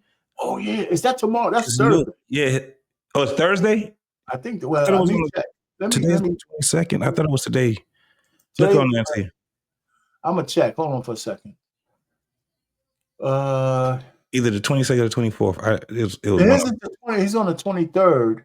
Oh, that's Thursday. That's Thursday. Yeah. Right. So Thursday. Tomorrow, I believe, is Boss Man. Yeah, Boss Man. Boss Man is doing his. Yeah.